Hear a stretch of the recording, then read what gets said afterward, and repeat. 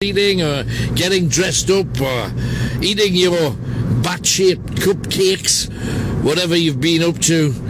But tonight it's getting very serious indeed, and very serious for me. Something that I've always been a little bit reluctant to do because of my own personal family history and how people have lost their lives in my family line doing this kind of thing. I'm heading into a very dangerous place on Nightowls, Britain's most listened to. We're heading south to an exceedingly dark place, and we hope you're going to come with us. Alan Robson's Nightowls, Halloween.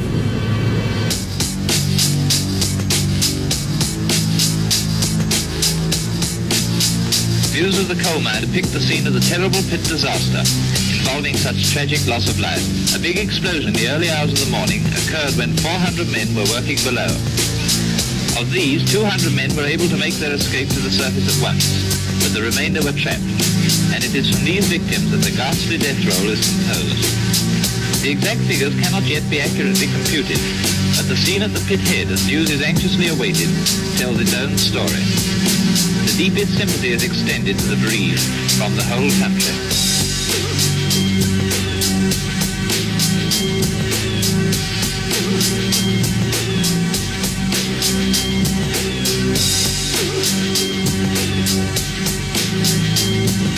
They perished underground in a series of devastating methane gas explosions.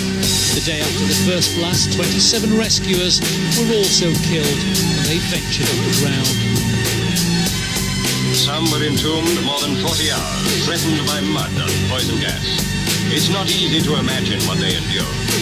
To wait and hope in the dark, 700 feet below ground, to see safety beckon, and then learn that poison bars the way.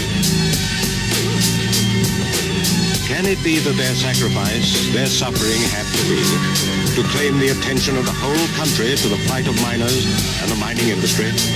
Hundreds killed, the youngest just 10 years old. Perhaps in the light of this tragedy, we shall remember them. They must not be forgotten men.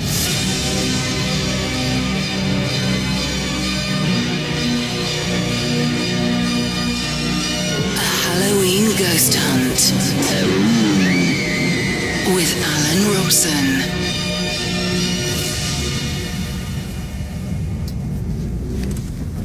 Well, as you can tell, I'm in a car. Now, usually at this particular time on a Halloween, I'm really looking forward to placing some listeners into a dark place.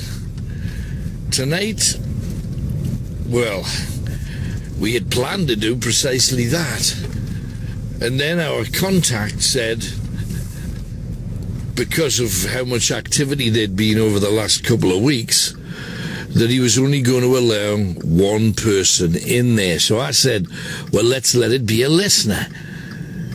And then Tony, Hollywood McShane, producer of The Stars, says, well, it has to be you then. If it's that active, you can't just put somebody underground for 3 or 4 hours and leave them there. It was going to have to be you. Now, how long did George say that it was likely I'd be in there for? Well, he said it's a pretty active place, so if you last 10 minutes, would be lucky. 10 minutes? Yeah. I'm going to take that challenge on all day long. And I've read up about this place. I know it possibly better than George does now. I've learnt so much. I'm going to be telling you about it as we go. I've got certain places where we're going to be illustrating the life and times of so many people from our part of the world, the amazingly brave and courageous miners that built this land, from the Scottish borders all the way down to Yorkshire. And it's Yorkshire where I am tonight. We've just travelled through Teesside, heading to Yorkshire. Can't tell you where because they don't want people climbing all over the place, especially when dozens of the people that maintain this property, some of them have quit because of things that have happened to them. People have been scratched, people have been pushed, people have been tripped up and have really hurt themselves quite badly. One guy experienced a broken arm when something just moved and hit him. People see figures here. It seems that what's in this place has no fear of being witnessed. In fact, they rather seem to like it. We're talking about a mine. I'm going a long way down towards the core of the earth, where people would hack a living for themselves, breathing in the foul air and shrinking their life from that of a 70 or 80-year-old to commonly dying, aged between 35 and 50. My old grandfather died of monoconiosis after breathing in so much black filth. My great-great-great-grandfather died in an explosion in a colliery up in Concert just after the turn of the century. So my family's got business here. And a dirty, ugly and bloody business it is too. And yet all over the country there's stories. There's one called the Fighting Ghost of Tundu, a disused colliery in Yangsandre. It's near Bridgend. And in 1904, workmen in Fellinfach saw a tall ghost shrouded in white, and it glided towards them and then said nothing, just stared at them, and obviously they're staring back. And then the ghost simply said, "Boo!" And the guys just turned and ran. Not long after that, another man saw exactly the same figure on a lonely, narrow road next to the abandoned colliery. It ran up to him, gripped him by both arms until he couldn't breathe, and then it glided away with just a hollow laugh. Now, people might think these miners are making it up. Well, these people are hard as nails, really tough men. They don't make up these kind of stories, not a story that would see them lampooned as soon as they got back home. At the Magpie mine in Bakewell in Derbyshire, a survey team in the mine spotted a man holding a candle walking down the shaft.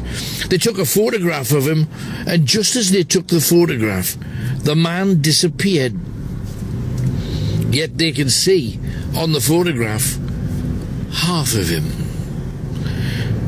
Around the Lundhill colliery in Barnsley, Yorkshire, the ghosts of a number of miners killed in a disaster in the 1850s were reported when the surrounding pits were in operation. Right the way through the 20th century, over 400 sightings of ghost miners seen by their fellow miners using modern machinery. On the coal pit fields, Bedworth in Warwickshire, a young girl saw a man of short stature dressed in cavalier clothing carrying a sword. The phantom was surrounded by a green glow, beckoned to the child to approach her. She decided to go in the opposite direction, and yet the cavalier then walked directly into the mine shaft, despite the fact that the mine had been capped and there was a huge metal door on it. On Benthell Edge, an area of former limestone in Shropshire, they keep seeing a man carrying the week's wages for his mining crew. He was robbed and buried alive in this area in the late 19th century. People to this day hear cries and screams coming from the place where the man was buried alive. On the Goonsian Down Mine on Bodmin Moor in Cornwall, for those of you that have ventured south, One tin mine shaft was nicknamed the Roaring Shaft, after the many bangs and thuds emanating from an empty tunnel. And then to the William Thorpe Colliery in Chesterfield, Derbyshire, not too far from where we are. A roadman from the colliery spotted a figure walking along a shaft in the dark. He held his lamp up to illuminate the figure, and the roadman recognised the figure as a man called Marrad, who had died a few days previous. The witness ran screaming from the site, terminated his employment, and yet the rest of that week, all the other miners saw the same thing. 2 senior electrical apprentices were working on a pump. The men forced themselves through cobwebs that had completely covered the tunnel for hundreds of yards to reach the pump. On completing the test, one asked the other, "Is the pump running right?" Before he could reply, he heard a child's voice say, Yep, it is." They searched the area to make sure they were not having a joke played on them, and they were completely and totally alone. So when you hear people say, "But you can hear noises," will we? Time will tell tonight. There's a place called Simon's Nick Rockface in Coniston, Cumbria. And this was a man called Simon Nick who was shown a secret seam of copper. He said the fairies told him where it was, so he mined it. But he was blown up when a keg of gunpowder exploded. They call it Simon Nick's Rockface because an image of his face that had exploded had stuck under the rock face. You could still identify the man from the fact that his face was now being worn by the rock inside the pit. At Cotgrave Colliery, Nottinghamshire, Gary Payne was working on a mine shaft. He watched a man dressed in black clothing wearing a helmet walk through a wall. He said the figure had no face. On the old mine tunnels at Dillif and Powys, a man exploring the tunnels watched a blue glowing light the size of a small person moving around ahead of him.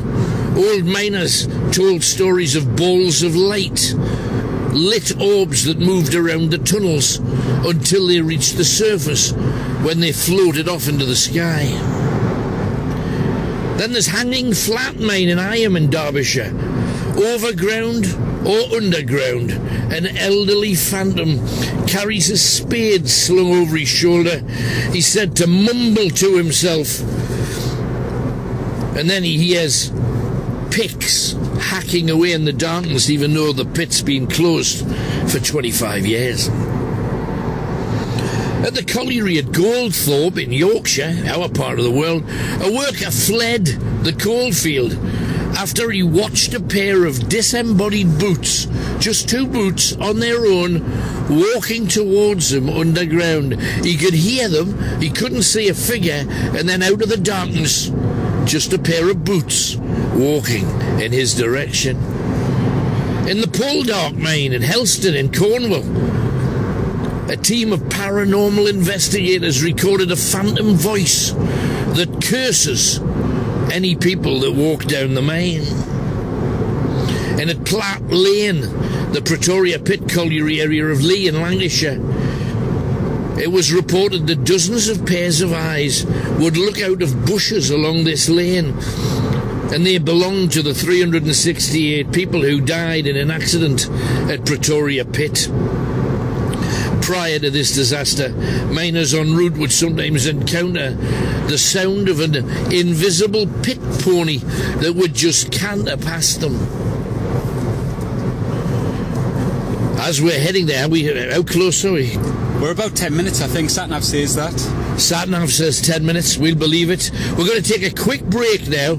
We're coming back with 1 or 2 more stories as we make our way to somewhere that I think, well, I've been told I'll not last 10 minutes because it's so active down there that they're hearing stuff almost 24/7.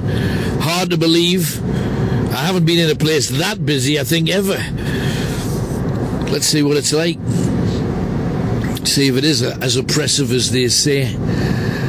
Tonight, all we need is you in a dark room, lights off, get your nibbles around you, close your eyes, and follow in my footsteps. On the pit shaft to hell is what they call it. How hellish will it be? We'll find out together on Alan Robson's Nightowls. Friday for 37 years. It brought death to 104 of the town's miners. Trapped by an explosion in William Pit, Britain's oldest undersea mine, the men were imprisoned in a rock tomb. At the pit head, the Bishop of Penrith spoke words of encouragement to the rescue parties. Half a mile below the surface of the Solway Firth, other miners toiled to free their comrades. Once below, they had to overcome gas fumes and fallen rock. Lord Hindley, Coal Board chairman, came at first news of the disaster. In relays, rescue teams carried on the grim fight against death.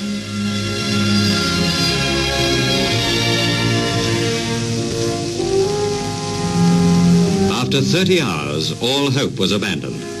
But outside, wives and mothers still waited. Their men would not return. 104 of them had given their lives in the battle for coal.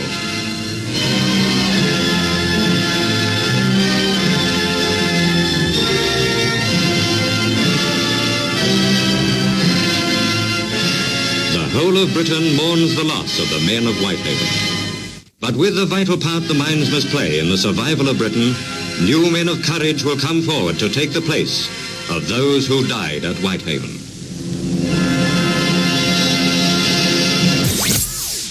Alan Robson with you. Tonight we are heading towards a place that the locals, and especially George, a pitman of over 50 years experience, who invited me to this place, they know it as Hell's Pit. We're going to find out why. But as we were being talking, to think that every colliery has suffered deaths of one sort or another, you would imagine that... Are they all haunted? Well, when we take a look, we discover that an awful lot are. Littleburn Colliery in Durham. A worker on night shift reported seeing a phantom pony walking towards the pit, which was grabbed by a disembodied arm. And over the next 15 years, workers would see this ghost pony walking around. A worker had been killed, apparently, in the pit by a runaway pit pony. At the quarry near Maltby in Yorkshire, two lads walking by came across a semi-naked man drinking from an old cider bottle, and he warned the pair to be careful. The figure entered a nearby shaft and vanished. One of the witnesses later found out that a former miner with a drinking problem had been found dead, almost identically on the spot where they were standing, next to a slurry pit.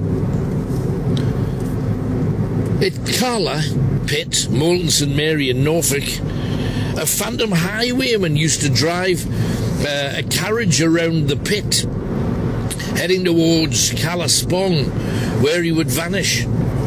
The pit itself was said to be the home of the devil, who would be happy to drag any man down into the waters, because apparently somebody had lost a treasure chest in there. The devil had claimed it, and for every man that sought to steal the devil's money, he would take them down.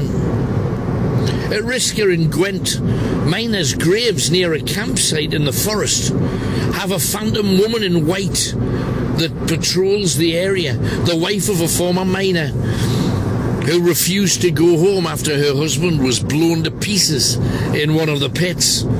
She stayed at the gate of the mine, refusing to go away. His body was never returned. It was in such tiny pieces. At the old mine in Polbreen at St Agnes in Cornwall, a woman who committed suicide near the mine was seen drifting around and along the shafts. And this ghost once saved the life of a miner by calling his name, preventing him from being buried in a rockfall. In Morpher Colliery in Swansea, West Glamorgan, as if attempting to warn people against a disaster that killed 87. In the days leading up to the event, there were screams and cries coming from the mining tunnels. People were sent to investigate. No one was ever found. And then there was an explosion that ended up killing 87 people. At Silverhill Colliery in Teversal, an inspector travelling underground alone spotted a cap lamp in the distance, which remained always just ahead of him. Later on, while sawing planks for the gate end team, the man said his job suddenly became easier. It felt like someone else was helping him saw by pushing and pulling the other end of the saw. Startled, he let go of the saw, only to see the saw complete another 2 strokes by itself. 3 ghost hunters went to Weardale Colliery in Durham, Killip. They wanted to raise money for charity to spend the night there, only to be scared off by the screaming of a ghostly woman from the woods nearby. We've actually heard that and seen it. We got photographs of that incarnation. And the Greenhow lead mines at Wharfdale. Once again, sounds of mining can clearly be heard along the shaft. So, we're heading towards the unknown. And yet, some of the stories that we've had are amazing. In the Lady Victoria pit, an ex-miner believes that he's captured the spirit of a female coal sorter taking a nighttime walk through a former mine. Jimmy Devlin saw the apparition in Newton Grange, Midlothian. He says, I rarely share any of my pictures because of ridicule and cyber abuse from closed-minded people. But as you can see in this photograph, there's a woman dressed in a long flowing skirt, a blouse, her hair's tied up, she's got a headscarf on. And on the museum's website, the picture has pride of place. It is clearly one of the most vivid pictures of a ghost that I've ever seen. Taken by a pitman, patrolling the pit to make sure that it's safe.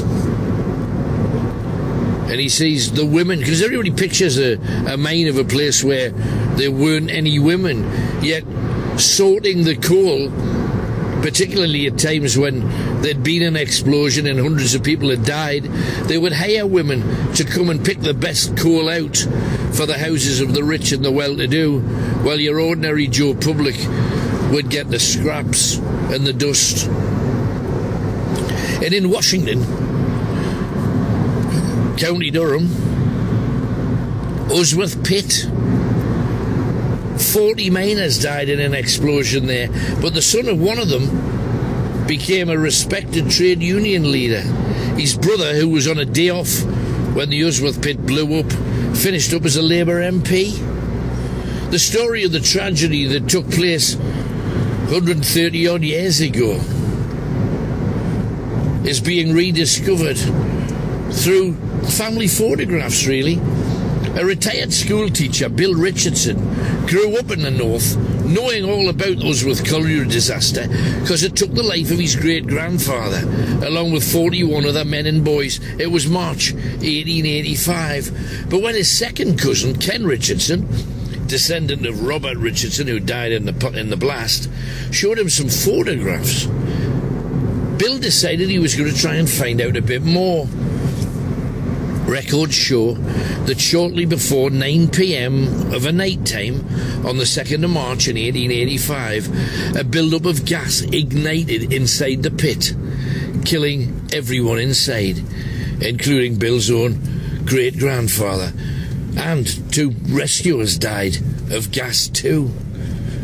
Jury of peers returned a verdict of accidental death. They said, due to an explosion of coal dust, gas and air ignited by a shot fired in a stone drift the colliery had exploded. I mean, 5 years before that, another gas blast had taken 13 lives. Same colliery, Usworth. The youngest was a 14-year-old boy, and the oldest was a miner who was still working, and he'd worked over 60 years in the mine from being a 15-year-old boy himself, and he was 75 years old. The Richardson family photo album had pictures of Robert, who died, and pictures of the men that he worked down the colliery with.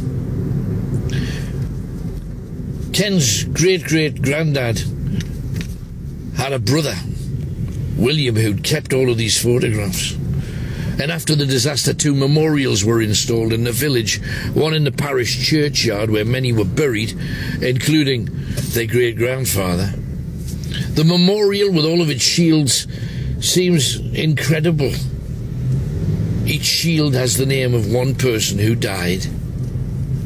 And yet, that colliery is said to have figures that regularly show themselves. In fact, after the disaster, many miners were felt being shoved and pushed as if another worldly force had told them to get out because something was going to happen. And inevitably, whenever anybody was pushed by spirit, there would be a rock fall, or there would be a gas explosion, or there would be something. Over almost 100 years, there were over 50 incidents of miners claiming to have been saved by something they could barely see, or by a voice telling them to get out. Dead miners looking after the living. Be amazing to think that that kind of thing still goes on today. I have just seen a sign for the place where we're going. We will be arriving, I think, after a quick ad break. Alan Robson, heading in the direction of somewhere very dark indeed. It's the Night Owls Halloween special. I'm Chris Felton, back at the studio looking after things tonight. Shouldn't be on the radio right now, but Alan's not actually back yet. You heard just before the break he had a few things to do. I've got Tony, who's sat in the car at the minute. Tony, what's happening? Yes, hi Chris. Well, Alan's getting a bit of a safety briefing at the minute. He's obviously going to be going down into this place which no one's been down for years, or allowed down for years. So he's getting a safety briefing off the guy, giving him kind of a plan of what's down there when he gets there. And obviously if there's a problem, he needs to know the quickest and easiest way out. So that's what he's doing at the moment. He's talking, he's having a bit of a briefing. He's looking pretty white, to be honest.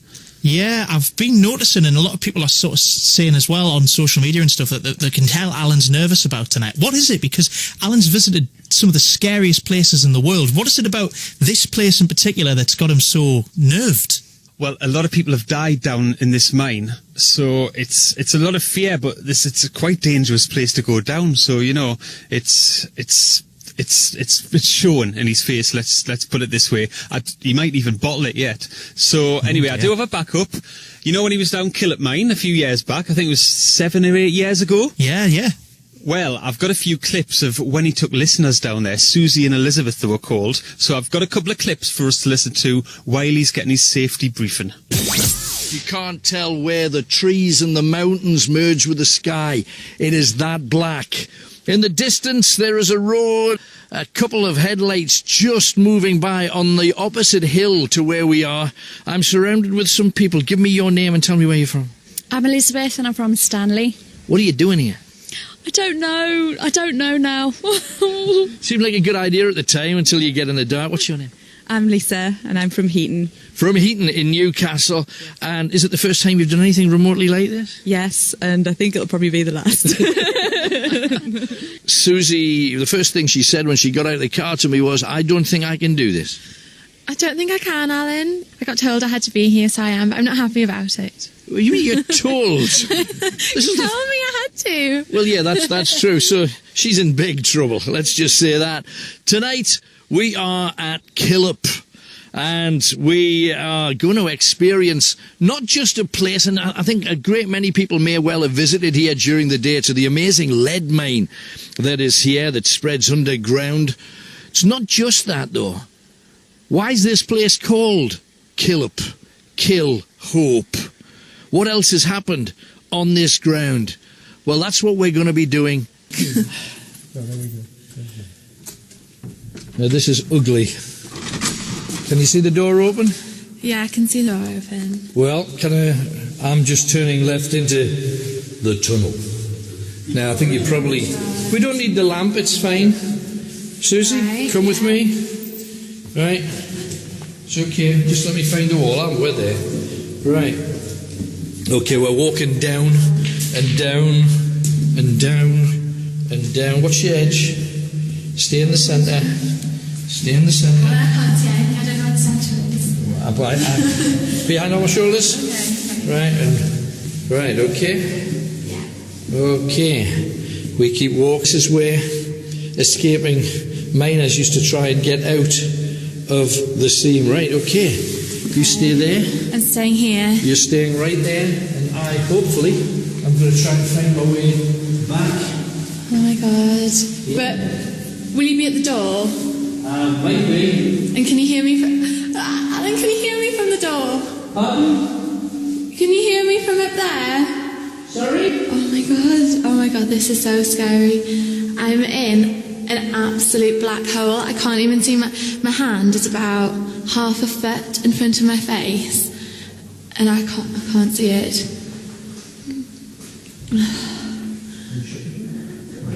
Right, I think they're going to shut the door now. Oh, okay, I don't know if you can hear that, but that's the sound of the door being closed. So I'm now underground in a tunnel. I can't see a thing. I have absolutely no light. Right, but it's going to be fine. It's going to be fine. Right, I think I can hear them now. Okay, that big bang. That was the door being closed. Right, it's really silent.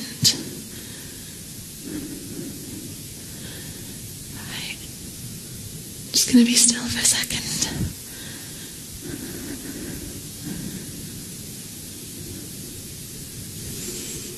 It smells really old and damp. I know it's impossible, but it seems like it's getting darker. I don't know why I'm whispering, but it seems like it's getting darker, but I know that's not possible because... What was that noise? Just heard like a popping noise, right? It's probably outside, that's fine. Yeah, so it's just gone like really, really black. I can almost hear. Okay, I just heard like a bit, it's almost like a big drop of water next to me. Right, I can hear someone in the tunnel. And I thought maybe that was Alan, but no, because Alan closed the door. Right, the noise has stopped.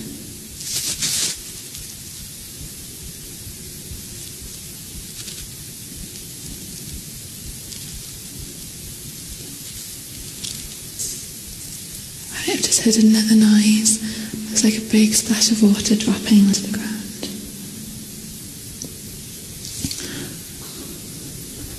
But I can't see a thing. Oh my god, what was that noise? I just heard a voice, like a whisper. Oh my god, I just heard a whisper. Right.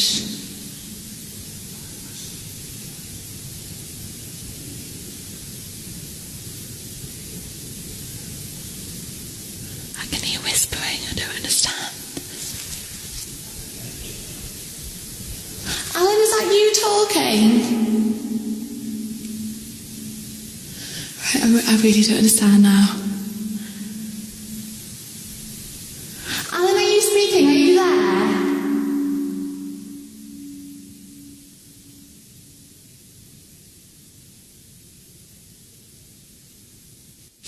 Oh my god, all I can hear is like whispering. But there's no but. Oh my god, what's that noise?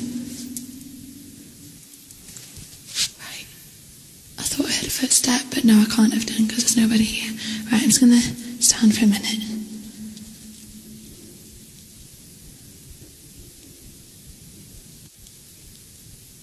I don't understand this whispering, and it sounds really close to me, but I came really far in. Alan, is that you whispering?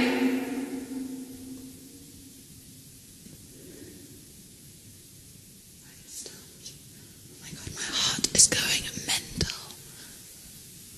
Oh my god, this whispering sounds like it is right next to my face, and I can't hear words. I can just hear, it's as if there's two people talking, and they're just, oh my god, it's getting louder. It's like they're talking, and they're talking to each other, but they're whispering, and it sounds quite reassuring and comforting, and they're just talking amongst themselves. What was that? Oh my god, that was almost like a hiss, or like a wail. What was that? Right, Alan definitely lied when he said he'd come if I screamed, because he's nowhere to be found. And what was that noise? Oh my god.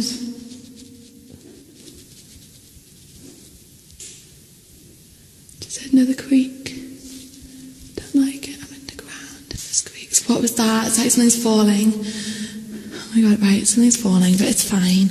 I'm in a tunnel. Oh my god, right, it's falling more. It's like cracks. It's like something's cracking and crumbling. But it's fine. It's fine. What's that? Oh my god. Alan, is that you? Oh my god, something. Oh, it was like somebody started falling or walking. It was just a sudden noise. What is that?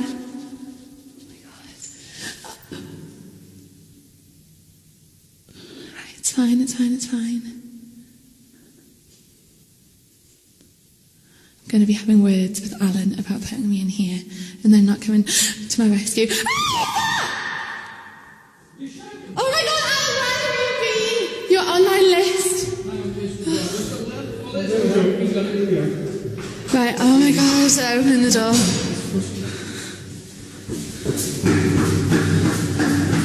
Sorry, are you shouting? Are you all there? Alan, you put me in this tunnel. There's people. Oh my god, what is that? What is that? What is that? There's lights at the end of the tunnel.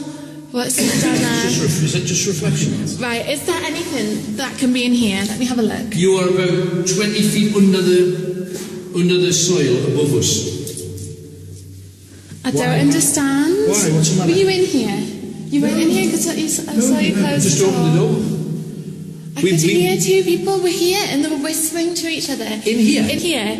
And then, but no, they can't be in here because there's nobody in here.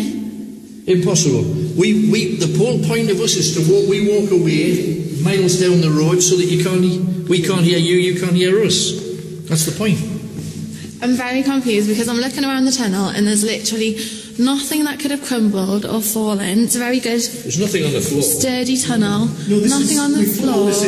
It's interesting. You're about where the old workings ended because there was no exits in the old days. Yeah. When we opened the place up as a museum, we had to continue this out and line it and make it safe. Right. But where we're standing now wasn't at the surface yet. And this is about where the actual workings ended. So what did you get in here anyway? Why did they end? What did you get? Well, because they weren't digging their way out. They were just mining. I was stood here in this tunnel and it felt like I started to hear some whispers maybe in the distance. I thought, right. Down from down or from up? A bit from up. And then I thought, right, that could be Alan and it's just coming through the steel door, but never mind. But then we can throw our voice through steel doors. It's one of our tricks. And then all of a sudden I heard like a drop, almost like a massive splodge of water dropping from up really high and landing on like a hard stone surface. So I was like, right, there's a drop of water. I'm now seeing it's a bone dry tunnel, but never mind. So then that happened like a few more times, like something was dropping, but then the whispering started getting closer and closer. And then it was like right in my ear, like two people whispering.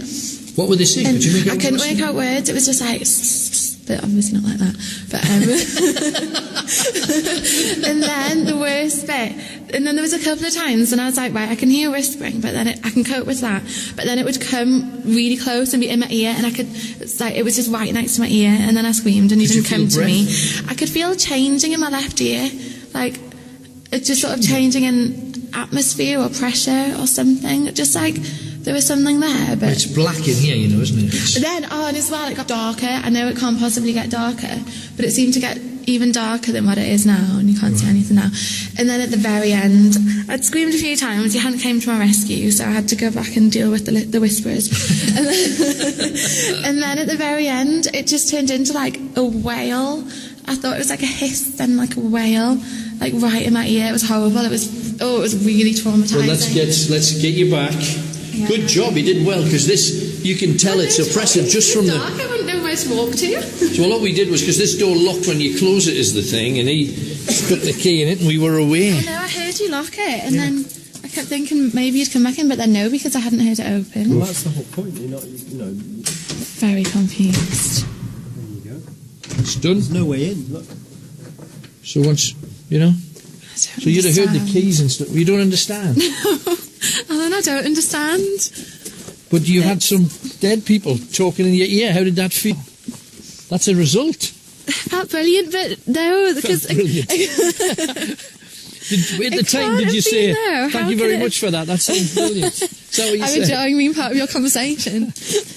Right. I don't feel like I should joke about it when I'm still here. Down here, Maybe I'll joke about it when I'm safely on like home ground. Right, okay. Not with the tunnel below me. No. So we'll get back. I don't know whether the crew will be waiting there, but we're about to find out. We're heading back. Alan Robson from Killip Lead Mine. This is a place you've got to come and see. Alan Robson's Halloween special. Down Hell's Pit. Metro Radio. Right, shop a knife slice. It's the Nightowls Halloween special. I'm Chris Felton, back at the studio. As you heard before, Alan is getting ready to take part in a dark adventure down a mine that's supposed to be haunted, but he's still not quite ready. Tony's in the car still waiting for him. What's the situation now? Yeah, well, I'm sat here in the car still. I've been told 5 minutes, basically. He's got to have the safety briefing because a lot of people died down this mine. It's very dangerous. He shouldn't even be going down. And I can hear the terror in his voice. He might even bottle it yet. I'm not even sure. But we did visit Killip Mine in 2010 for a Halloween special. So another clip of that, and then Alan will be going down this mine with any luck. Just talking to the talkies, everything okay. you see. How long? When will you come and get me? We'll come and get you within the hour. Well, oh God, what? Good luck. Okay. But if I shout, you'll come back for me. If I can get you. No. Oh my God.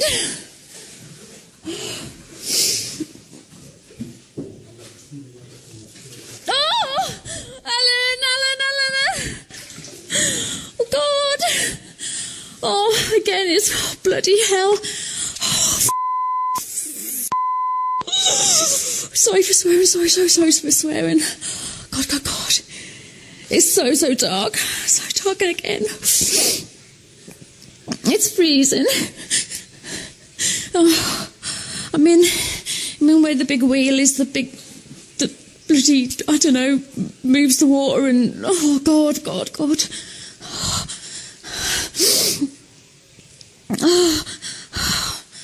Oh, this is terrifying. Oh, God, please, anything that's around me, don't hurt me or anything. Oh, God. I can hear is the running water, and I'm stood in water that's sort of past my ankles. Oh, God. Oh, God, I'm so frightened. Oh, God. I'm trying to be respectful of anything that's here. Thank you for letting me here, and I won't be long. I'm sorry if... Oh, God. I'm trying to be as quiet as I can. Oh, my God, what's that noise?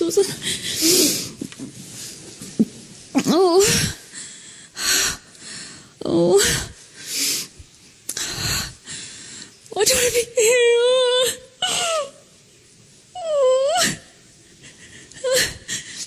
Stop it, Elizabeth, you stupid cow. God, get a grip, get a grip.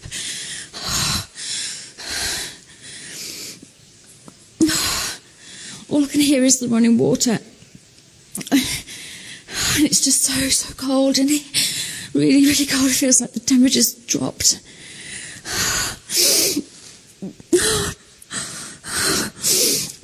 Oh, God. It was so deep underground here. And it took... Oh, my God, I can hear something. I can hear something banging around. Alan!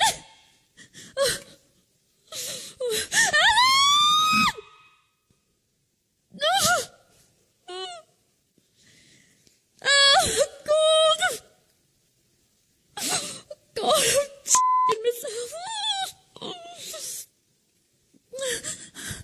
God, get a grip. Oh, just...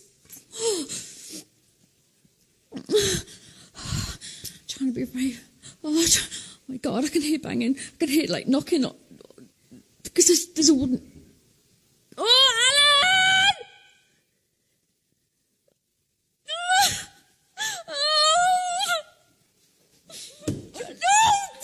Who's that? Oh. What the hell? Oh, there you are.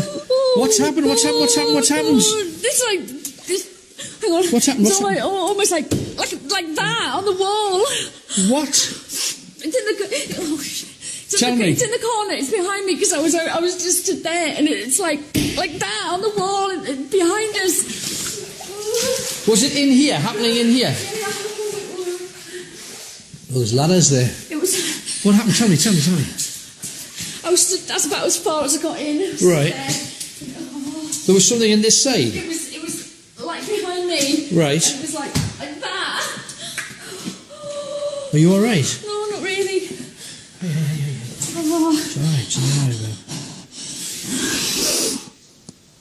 all right. We were Twice. quite far out. I don't know whether you heard us kind of plodding away, but... Did you shut that door as well? Yeah.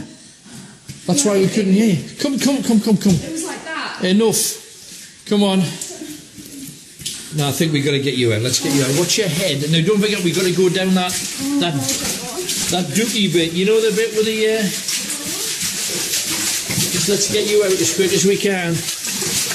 I think you've had enough now. This is that dookie bit, okay? Keep your head down. But when we walked down, Yeah. I was in the middle and Alex was in front of you. Yeah. Something definitely pulled my hair. Something pulled you... Definitely. You said that, but I was right behind you. There was... You had that. I've got stuff in both my hands. I couldn't have done it. Ow. Too busy worrying about my... Are you okay? Watch your head. I say that because I keep banging mine. Just watch your step. Elizabeth has had a horrific experience in there. Absolutely horrific. No, you didn't. Right. Yeah. Explain what happened to them. I was in where the big wheel was, and I was stood quite near the entrance, but I heard it was like that, like two slaps. But this was actually in there with you, because we were up past that door. You saw the door where we went and came through, and then obviously Alex came back. Did you shut that door? The door was shut all the time. I heard two slaps. Inside the room you were in? Yeah, behind me, but because I was stood right, you go in, and I was like stood there, Right. against the wall, and it was in the corner, in the back, towards the back. Right. Like that. Wow. Twice. Well, Elizabeth, you're out of here. I bet you're glad that's over. Oh, God, yeah. I need some new underpants. Right, okay. A Halloween ghost hunt with Alan Robson. Metro Radio. Meerkat Movie. Downhill's Pit. Metro Radio. 16 miners lose their lives underground in a colliery explosion near Barnsley. As usual, dozens of men volunteer to go down and face fire and poisonous gases, trying to save their comrades. But nothing can be done for the men who lie entombed hundreds of feet below. Right, well, here we are at the beginning. An industrial estate directly in front of me. Behind me, a place with amazing history that you will get to know across tonight. And I have to say that the place behind me has had something like 180 separate incidents that have led to the death of somebody. In some cases, as many as 350 at a time have died here. Everything that could possibly go wrong with an underground space has happened here. The miners believed that the gas had a life of its own down here, the fire damp, and it would wait until there was somebody down here and it would seek them out.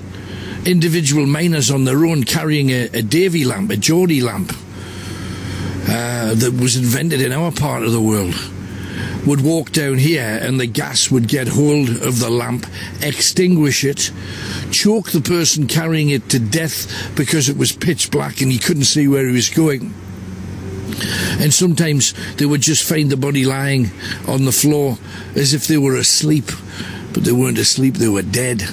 On other occasions, the gas would ignite with the lamp and blow the person up, blow him to pieces for carrying a lamp down here. They've got different gases that seem to almost follow people around, and it's no different today. I've been given special dispensation to go down here. They've told me where I can go, where I should be all right, as long as I don't carry a naked flame. When he said, should be all right, that kind of hit me a bit, because then I start researching. And what I would love for this show to do more than anything is to pay tribute to all of the people from our part of the world and across the country, really, who've gone down into the black to try and make a living. My dad, when he was young, was given a place in a colliery because my granddad went to Leamington, a pit shaft in Leamington. I lost a member of my family in the early 1900s up the mountains in Concert. Robson died up there. And I know the damage it can do. My granddad died of breathing problems caused by being in air like the sort that I'm heading into tonight. So I've got no doubts of how dangerous it's going to be. It's just at every level, every piece of equipment down there has had a problem, is broken. Lift shafts have fallen, or they've even been blown upwards, crushing people looking down to see where the lift was. This place has claimed so many lives. So I am feeling a little bit intimidated, and you're going to be staying up here. You're not allowed to go in. They've only given me permission. How do you feel about that? Would you fancy it? Well, how do you feel? Because you're looking pretty white at the moment. I must say that we've done a lot of stuff, and I'm up for most things, but when you said mines, I thought, let's go to a one that's open, that tourists can have a look around. And however, it feels eerie just standing up here, to be honest, doesn't it? Well, you can see got an atmosphere about it. We've got to go in there and walk about 100 yards before we even get to the lift. Now, last time I read a story about this lift, it went tumbling and it took everybody that was in it to their death, and I'm going to get in there. So I'm not bottling it. I am going to do it, but this is it's something that's killed members of my family, and that kind of brings it home in a big way. And the thing about gases, they say that they've bored holes to try and get rid of most of the gases. I hope they've succeeded, because the stuff that's down there, if it is as lethal as they say. It's interesting though, because we talk about how everything to do with life and energies and ghosts and spirits and stuff, they see stuff around here all the time, particularly down in the shaft, and they hear kids running around, they hear people talking just as if two miners are chatting at the coal front, but there's nobody down there. They hear stories of seeing figures that are even darker than dark, and I've told people this for years. That's what you've got to look for, the darkness that moves inside the darkness. They say they see figures. They've seen entire shifts of like 50 and 60 shapes moving along the corridors here, and they've also had a very bizarre... That's the only time I've ever heard of a horse ghost. Well, you heard about, like, headless horsemen, you hear it, and they all seem a bit far-fetched. Here, however... What was that? I have no idea, but I've just heard something that sounded kind of like an explosion, and it came from directly behind the doors of this. And I know there's nobody there. I know there's nobody in here, but I've just heard a tremendous noise from inside. I don't know whether you caught that. I hope you did. So you're going to be sitting in the car on the industrial estate. I'll be listening for your screams. But you'll not be able to talk to me, though, is the thing. I can't. Well, I'm not allowed down. That's the thing why they do this. So you hear my screams and then do... Then I have an emergency contact, and we're not supposed to be here. So I know. It's. If there is a mine near you, please, honestly, don't try this yourself. No. Please don't try this yourself. As I say, I've been given special dispensation. It's a favour, really, and I want to say a big thank you to the people who I can't name for doing this, but they know who they are, and we're going to take a walk. And, we talk about stepping into the darkness. Well, it's not going to get darker than this. And we'll see how it is. I must admit, for those of you that have got any members of your family that's ever had to go into soaking places like this, and maybe in some cases on Teesside and Wearside, pits that go out 1 mile and 2 mile under the sea, I give you my absolute respect.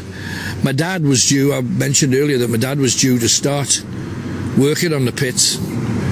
And what he did was, he was always a bit worried about it because he knew that we'd lost a few members of our family down the pit. So on the day that he was due to go to Leamington Pit, funnily enough, the same one my granddad was at, he left as if he was going to go to work, but he never turned up at the pit face. And later that day there was a collapse and 20 young people got killed. Me dad's parents were at the pit face wondering where he was, because obviously he hadn't come out, but he wasn't there. So back home later that day, me dad turns up as if he'd just finished his shift. They knocked 7 shades out of him. So now is the moment. Oh, yoy.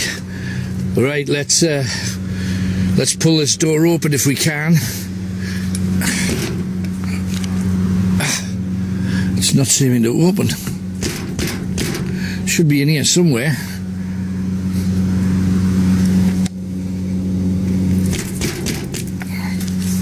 Am I doing something wrong? They said the door into the cage would be left open.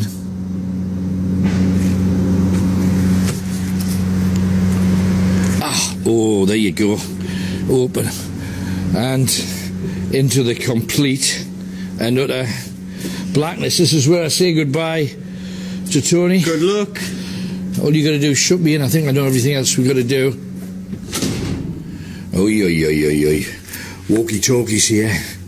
So, walking directly down, and I mean a long way down. Oh, wooden beams that are horrible broken beams. I don't know how they've managed to stay up, but if you'll take a close look at them, literally the wood's just peeling off. Oh, look, and there's the metal bolts there as well. What's that holding up? It's dark. There's a horrible smell, awful, reeking, minging stench of whatever it is. And in here, there's a door that I've just closed. They're all over the place. There's some modern stuff in here as well. I noticed there's some aluminium ladders and boxes of stuff, and there right in front of me, some more miners' helmets. Box full of them, in fact. And this is the place. Oh, blimey, there's cobwebs. From floor to ceiling in here. Oh, and as soon as you touch anything, the dust just flies in the air. Because we're deep in the pitch-black bowels of the pit that they call Hell's Pit. A mine that twists and turns, no stars, no moon to light the way, just jagged rock like tunnel walls waiting for shuffling feet or to crash your head against something that's hanging down. The belly of a pit, the most dangerous place for men. But with the lure of gold and silver and black gold, coal, they're going to come. The miners are going to do their best. They're going to make sure that anything that's there, they manage to dig out. And in here, it's outfits of what coal miners would have. I know you've seen the helmets, but do you know that before the helmets, miners' hats back in the 1800s, they weren't to protect the head. They were merely a cloth cap to put a lamp, to rest a lamp on top of. And everybody would carry a lunch bucket. Looks a bit like a really big, just stood on something a bit squishy there. Don't know whether you heard it. I'm getting a little bit of noise from outside as well, but I can't make out what it is, but I kind of feel safer in here because at least there's 4 hours. Also, miners would carry a candlestick, and the stuff that they would have in their miner's bucket would be stuff like pasties, they used to call them back in the day. Very, very famous, created in Cornwall for the Cornish tin miners, but essentially any old meat you could get your hands on, shape them into a pastry shell, and that would be in there, usually with some water, and that was the main content of a miner's bucket. There's also ore buckets that are piled up here. I don't know whether you can see it, but there's a one. There's a one there. They used to hand carry a lot of the coal, and they would put that into the ore bucket, and these became commonplace in all directions. I can hear it kind of like an air conditioning unit blowing as well, and I must admit it's some of the freshest air that I've had, even though it just seems to be sending dust in all directions. And do you know, there are certain signals that became synonymous with miners. You know, when you're trying to get a miners into one of these old-fashioned lifts that would take you up and down, the cage that would take you down, well, apparently there'd be a small bell there. The signals became synonymous with mining, and every mine in Britain and abroad used the same signal. One bell was to send the hoist up. One bell, stop, if the hoist was in motion. 3 bells, cage release. 2 bells, lower the cage. 3 bells, men on. 7 bells, a shaft accident and danger signal. 3, 3 and 1, hoist slowly with great care. 3, 3, 2, lower slowly with great care. 3, then 4, tools, timber or other materials being carried. 3, 5 and 3 bells, general danger, fire alarm, get out. Or 3, 2 and 1, we're ready to explode a new hole in that shaft. So essentially take cover. They were the signals that every miner would learn. And the clothing that they wore, what do you think that a miner wore in those days? Oh, hang on. Strange smell coming through with respect to the to that air conditioning. All of a sudden I'm getting it's a bit gassy. Not a pleasant smell at all.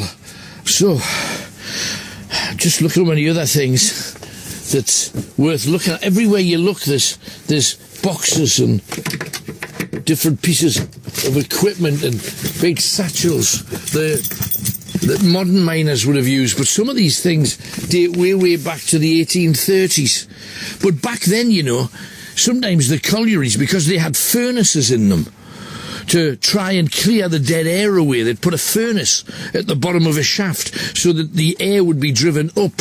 And sometimes the colliery got so hot that they wouldn't wear clothes at all. They would only actually cover up when they were coming out of the pit at the end of a shift. They would wear underwear bottoms, short or long drawers, buttoned at the fly and cinched with a black belt. The undershirt was long and quite often made of wool, so you'll understand why they would be quite keen to get shot of it. Trousers, cloth suspenders buttoned at the waist. They were loose fitting to allow miners to get down and about. We've already seen a couple of knee pads that were on the counter over yonder. Outerwear, double-breasted vests. Can you imagine? You got a big shirt, you've got undergarments right the way down to the floor. You've got your big white shirt to go coal mining, ridiculous. You've got your double-breasted vest made up of heavy-duty cotton. The front of your trousers a button flap or a button fly. On top of that, you might have a brocade vest or a sack coat, were popular at the time, just to cover up your filthy shirt till you got home, where your missus would be expected, in a most sexist of fashion, to keep you clean. A lot of miners wore rubber boots originally. Then they found that wasn't successful, because as soon as a bit of coal or a heavily hewn stone would fall, it would shatter your feet. So it wasn't long before basic boots had steel toe caps put in them. What else would a miner carry? Well, a large handkerchief, quite often knotted around the neck. An absolute necessity for a miner to wipe his brow while he's working. And sometimes that neckerchief was the only thing a miner would wear when he was digging coal. Half a dozen naked men all together hewing away at the coal. And during the summer months, they would try and have a light cloth around their neck rather than a heavy cotton one. And do you know, occasionally they would make themselves a hat that looked very like a Panama hat.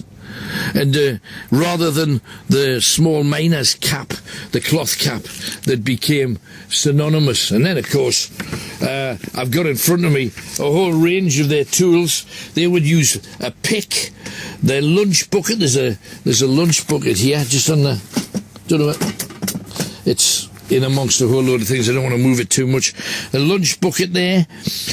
Coal oil lamps as well that would provide a little bit of light in the mine shaft. There's also over here a bucket that would contain blasting powder. It's in a big cardboard box there at the moment. To dislodge coal from some of the coal veins. There would be carbide lamps that replaced the coal oil because they gave a better and bigger light. The carbide would be placed in the lamp, mixed with water. That was lit and would provide light for the miners. The basic tool was the pick, but do you know most people didn't have a pick with a handle on it? Do you know most people just had the actual metal bit and they would dig and hack away with that? Also on here, I've just noticed there's a couple of really tiny things. In here, they put them in little plastic bags. Copper discs were used as ID tags, and when a miner filled a coal car, he would hang his ID on the side of the car, so when the coal was dumped, the miner would get credit for that particular weight of coal. And there's also, in another bag, just to the other side, this one, there's another coal company script, it was called. It was a large hex coin. It was worth about £1, and it was an absolute bonus that you would get at the end of a month if you happened to be the person that generated the most amount of coal. Some of the coal owners, or the pit owners, would use that as an incentive. It was rarely paid. And also the hammer and wedges to reduce the size of a large block. And the only other thing here is this. It's a huge wooden tamping tool with a metal needle with a handle. They were used when a miner had to blast a coal vein to break the coal from it. A hole drilled into that vein of coal. Blasting powder would be poured into it on a piece of newspaper, and they would get themselves away as far as they could, and they would fire it. A squib would be placed in the hole like a firework.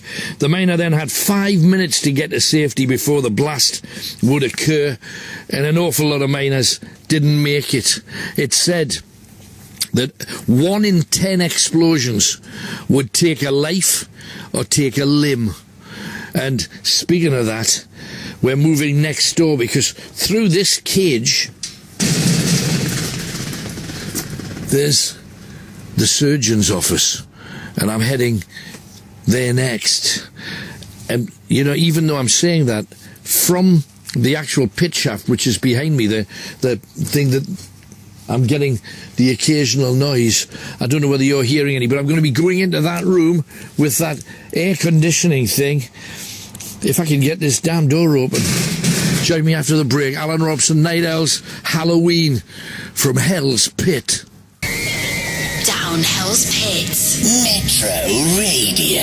Knockshinnock Castle Colliery near Cumnock, Ayrshire, is the scene of the greatest rescue operation in Scottish mining history, when Earth's subsidence traps 128 men below ground.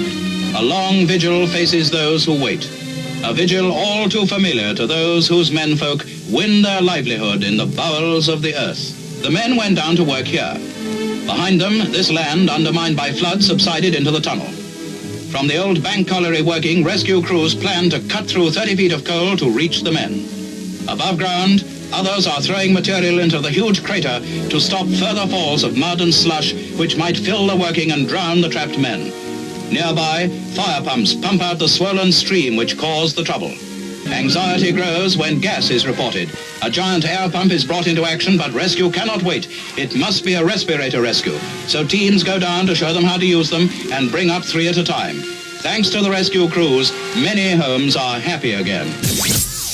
Right, there's, in every direction there's just bits of wood and stuff kind of in my way that I've got to get out of the way to get into what I believe to be the surgeon's office. Hang on. There you go. Slowly. As I say, there's cobwebs. Oh, blame you, guys. Just going to have to pull all the cobwebs to one side with my hand, making sure there's nothing creepy or particularly crawly. Awful. It's obviously a while since anybody's been in here, and I must admit, there was a tiny little lock on the door, but it was fixed to a piece of rotten wood that I've managed to just jerk free, so I hope they don't mind when they come in here. Shutting the door behind me, and you'll have to ignore the huge device that's just to my left-hand side. It's on the wall, trying to keep this area with a little bit of air in it, because the pit that I'm going into has got a history of bad air, gas and nastiness. Now, this is the office, and it's all still pretty much as it is. Let me just describe. There's 1, 2, 3 shedding table in front of me that has nicks and gouges out of it, and it's stained purple and red. There are drawers, old-fashioned cabinets with drawers with medical equipment of all sorts in it. There's a huge magnifying glass, old-fashioned magnifying glass, so that presumably when they cut you open, they'd be able to look inside your body and see what was wrong, or try to rebuild a hand that had been mashed by a fall of stone. And it's come a long way, surgery. And it dates back, and a lot of people think, in the 1800s, what would it have been like? It dates back to ancient Rome, Athens, Alexandria. I mean, even Paleolithic people back in the day carried out things like brain surgery. You know, trepanning, they call it. Breaking the skull to allow the pressure inside the skull to come out of it. But here, in the pit surgeon's office, where there's a whole range of different tools. There's the trepanning tool that I've just mentioned, which, hang on, if I put the microphone down, I might be able to operate it. Now, hang on, can you imagine for 1 second that's drilling into your skull because you've been hit on the back of the head and you've got pressure bursting your head open, so you, until you get through the skull and then pop. Now, the thing that used to happen when you trepanned somebody, when it popped into the skull, because inside your head was hotter than the room outside, especially here because it's freezing, all of the hot air would come out of the skull, and people used to say, the spirit's leaving the body, the ghost is leaving the body, and quite often what was left of the human being after they trepanned, because sometimes the drill would go a little bit too far and catch a bit of brain matter, and that was the end of that man's conscious life.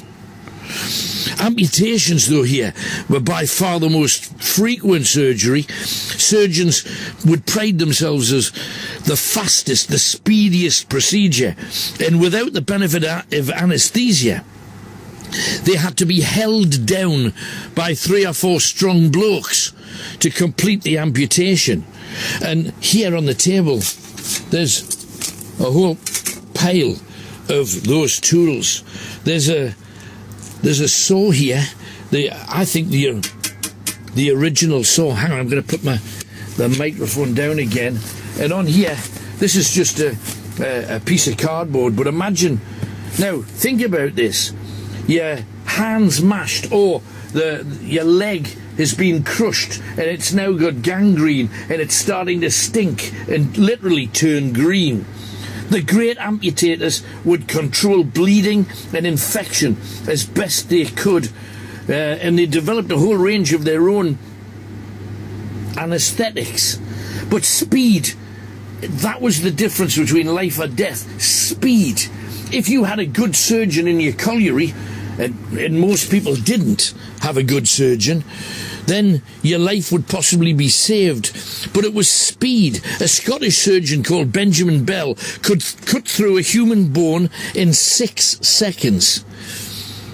James Wood of New York said he could amputate a thigh in 9 seconds.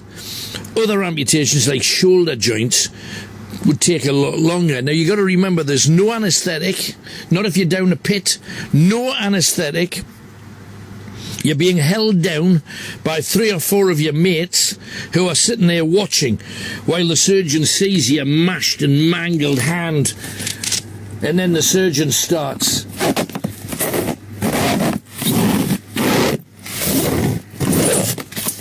Long, slow strokes to make sure that they got to the bone, and then try and get it through I can't even get it through a piece of cardboard. How the hell they got it through a piece of human bone, who knows? A lot of the surgeons used to practice on the dead bodies of people that were brought out of the pit dead. And rather than just have them buried immediately, they would practice amputating an arm or a leg on the dead body of somebody's husband or somebody's son. Now, whether amputations actually saved lives, back then, sometimes they didn't. The guy would have one leg and then would die of sepsis or blood poisoning. A lot of military surgeons used to say around the same time that if a limb had been amputated cleanly by a cannon or a gun, they would just leave it like that, and they wouldn't even sew it up. They would let nature take its course, and if you lived, you lived. And also, I know now, we know that in some hospitals they put maggots on the wound to clean it up. That started with Napoleon. His field surgeons introduced maggots or fly larvae onto soldiers' wounds. They're still doing that to this day. One of the worst things to happen, and it funnily happened a lot in collieries, and there's a gadget here. It's like a pair of harsh pliers. Don't know whether you can hear, they're a bit rusty. And those pliers were used for glossectomies. Do you know what a glossectomy is? It's quite often when a miner's hacking for coal, he would find himself inadvertently biting his tongue. And the tongue's, because your mouth's a dirty part of your body anyway, your tongue filling up with black dust all the time that you're breathing in, your tongue would become infected and sometimes even cancerous. And what they had to do was carry out a glossectomy, which essentially was the removal of your tongue. And you can't just get rid of the tip, you have to get rid of it right down the end of your throat, and it has to be yanked as far as you possibly can, where you feel that you're absolutely choking to death, and then hacked off. But you use this tool, the pliers, to hold the tongue firmly while you yank it as far as you can using this. It's a cutting tool. And it sounds very, very blunt, but back in its day, it would have hacked off a human tongue. Nasty, scary, and terrifying. Ugh. Yeah, awful things that they used to do. The loss of an eye was common, and they've got tiny little cutting tools here. Little kind of pliers, and, these much bigger ones that used to be able to pluck an eye out, and then they would cut the veins behind the eye, and using a heated taper, a red-hot piece of metal to seal closed that eye. Obviously, it'd be impossible for you to see again, and they even left the socket wide open. There's a gadget here as well, where you would test the blood pressure of people. And we're talking, because we're very fortunate, because here we have a surgeon's office that obviously had a doctor in it, a proper doctor. 9 collieries out of 10 didn't.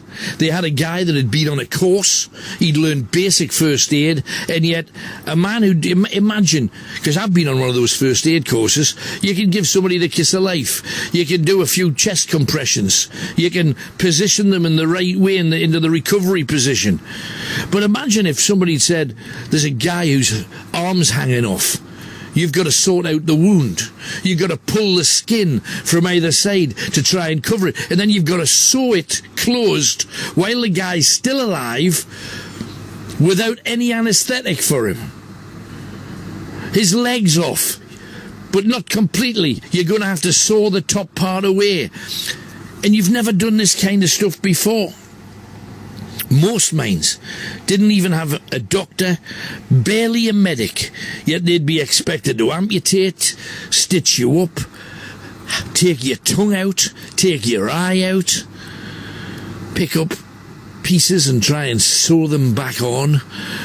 It was a grisly and bloody place, as this place absolutely testifies, with the various saws that they've got. I've just found another saw.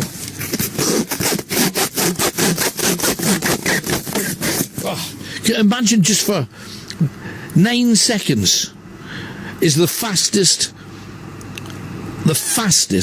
to amputate a bone. Now remember, we mentioned this before, so what before I talk you through some of these tools, I'm going to put this down and I'm going to saw for 9 seconds, right?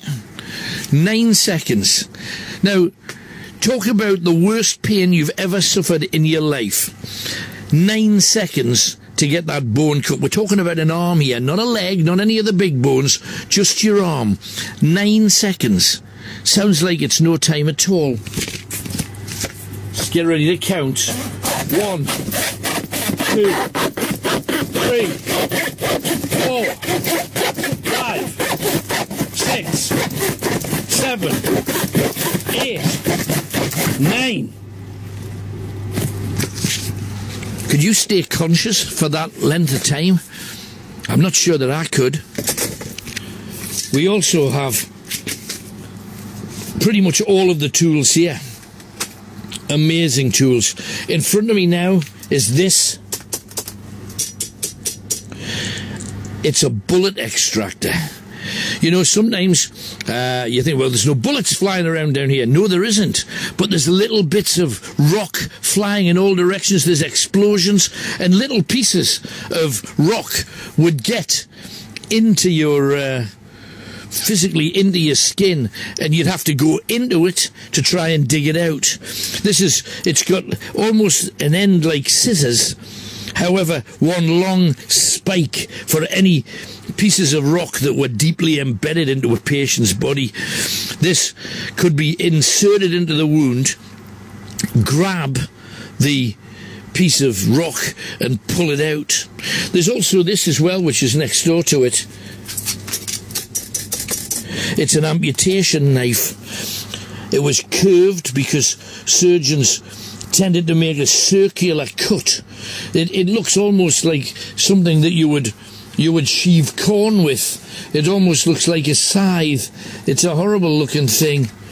And also it's in this pack we got there's a wonderful little glass jar here as well. I don't know whether you can. And behind the glass there's some leeches, dead leeches now, long dead. And the incredible thing is they used them to usually an eye and ear surgery. The blades would cut a wound in the patient's eye, and you would put a leech on it to suck out the bad blood. Also, he's got tools here. This actually, if this is what I think it is, it looks like it's a cervical dilator for women. But there were women here. Some women would work cleaning out the coal, and if they were pregnant, they would absolutely need a doctor, so it doesn't surprise me too much. There's a thing here called a tonsil guillotine. Yeah, oh, can you imagine? It worked on your tonsils just like a traditional guillotine. It means that it was forced down your throat.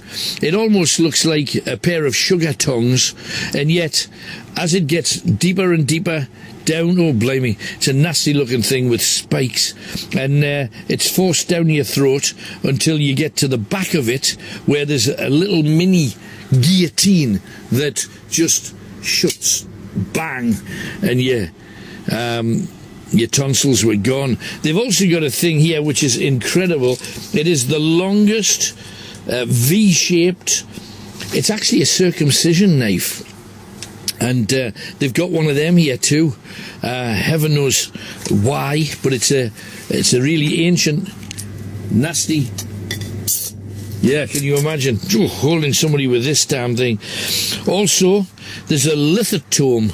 Now, this was used to cut the bladder in order to remove stones. You know, a lot of people breathing in a lot of nasty chemicals would get a kidney stone maybe, or get a gallstone, and they had a doctor tool here that they could use to remove it. They also had something called a tobacco smoke enema. It was used, you would blow smoke into the patient's rectum. It sounds says, don't blow smoke up my eye. You know, but they actually did. They blew smoke, and they've got one of those machines here. It's a drawer that on a gadget. Hang on, let me just open it up a little bit further. There you go. And inside are the tubes, and that's where the phrase comes from, to blow smoke up someone's ass. I mean, it's where it came from. They would blow smoke to resuscitate victims who had been overcome with gas. They also used it if a pit flooded and somebody was drowning. They would insert the rectal tube into the anus, connect it to a fumigator, and had bellows pumping air into the body of the person. But it wasn't air, it was smoke from this incredible gadget that's here. Can't believe it. Also, of course, if they had somebody's hand that needed cutting off and the 2 or 3 men couldn't hold them down, there's even a vise here. You can't hear it, but it's a heavyweight tool right in front of me that you could put somebody's arm in to hold it steady. They've got an amputation saw. We've already seen that. We've already played with that a little bit. What else is here? They've got all kinds of strange and odd tools. An ecraseur, which was used to sever hemorrhoids and any tumours that you might have. A chain was looped over the hemorrhoid, and then you would pull it tight. But because it was made of metal, the metal would hack the hemorrhoid off. So if you've got piles and you say to your boss, "Oh, me piles are playing up," whoa, you'd be brought to a place like this. Oh, and there they would go. Hernia tool to restore the hernia, inserted into the body near the necessary area to try and seal the hernia.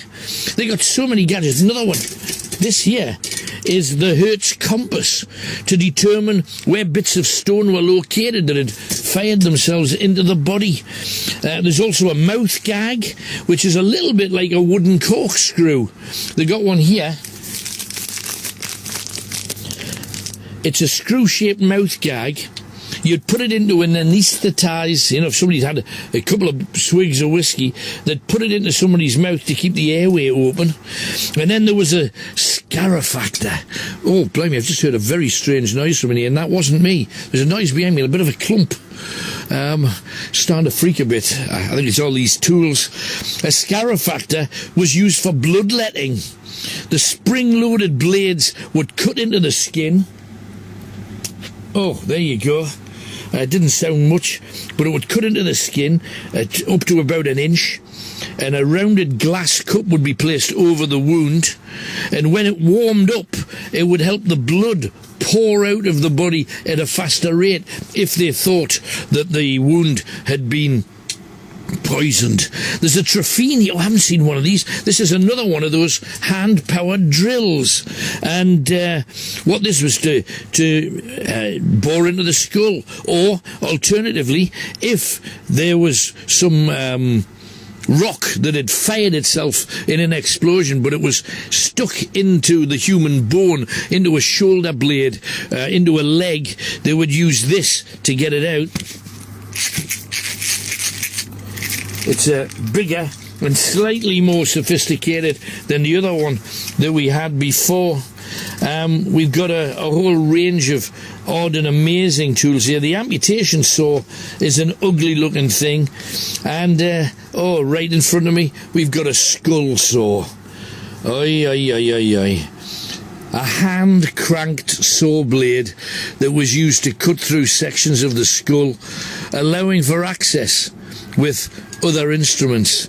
It's certainly a horrible device. And I must admit, I certainly...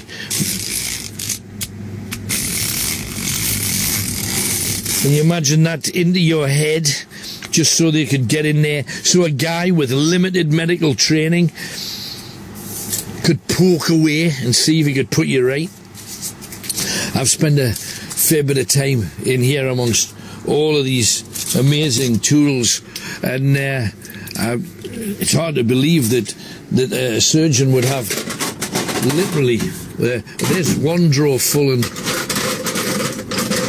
there's just tools for absolutely every device and every cause known to man.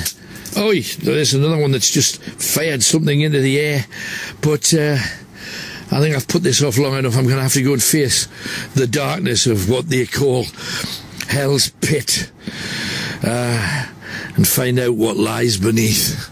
Britain's most listened to, Alan Robson's Nightowls. Oh, that's it's building. We're going to just walk along, and we're going to be coming to the main lift that takes you right the way down. It's along here, and what they've got is they've got fire breaks at the end of each corridor. They've got a wall so that if there is an explosion, you can get behind the wall and hopefully it won't kill you. And you go around corners. This bit is dripping wet round here, absolutely soaking. And before I go down, I'm going to tell you a little bit about this place. I don't know about you, but I'm hearing noises already. Can you? I just thought I heard somebody talking down the bottom there. Also heard kind of almost footsteppy noises, and there's running water literally dripping down the walls. Although you cannot hear it, it's running into canals below my feet. Oh, just heard a bang. Just heard a bang in the distance. That's not what you want to hear. This particular colliery in Yorkshire so silent now. Do you notice as soon as it gets super silent, it's even more eerie? We're in Yorkshire, and explosions just started happening here, and eventually it had to be shut down, but not until it killed hundreds upon hundreds of people.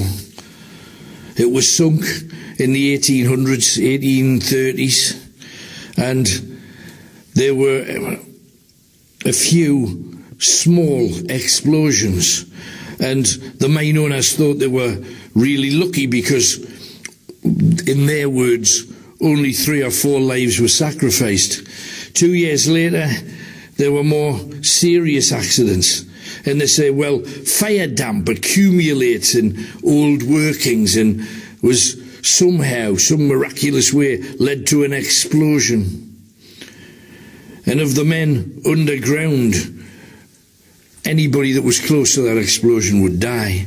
I mentioned that individuals sometimes would die here, and they'd literally walk into an area of oh, what the hell was that? Shoot, just seen it.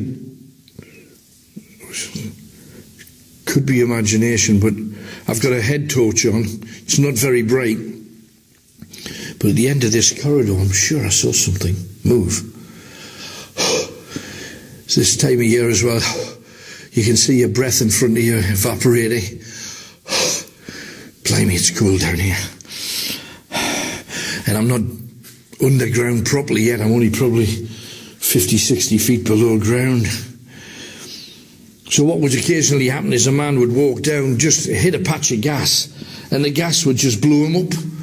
And when people would come down, they'd find bits of his head exploded onto the ceiling, and arms and legs and internal organs that they'd have to pick up. And they say there was nothing they could do about it. They made some changes to the pit.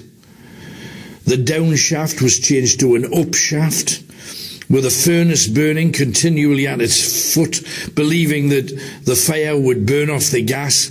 It didn't. Fire damp just found a way of collecting, and it fed on the people that walked around here. And the people who worked in the pits at the time called it the creeping death. And they said that they waited until you got down to a place like this, and then you felt as if you were being followed. And I keep seeing at the bottom of this area, oh, hang on, I see what it is. It looked like there was a figure. It still looks like there's a figure.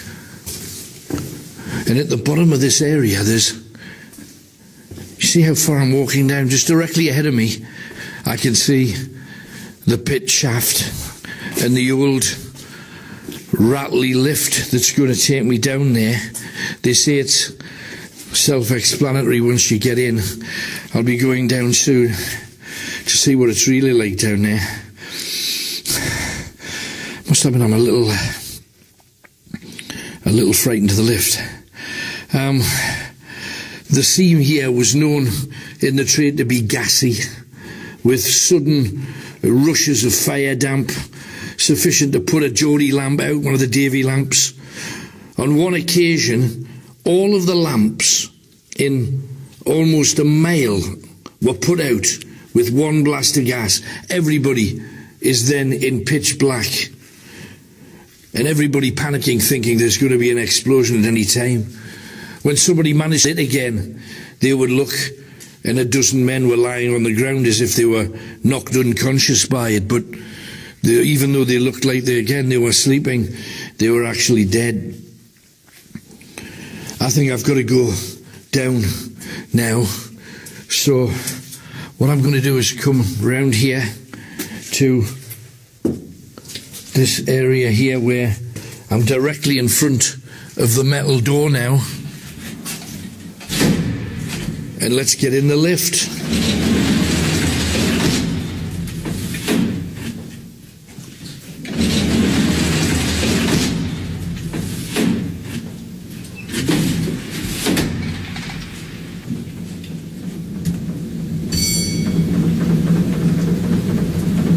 Well, here I am.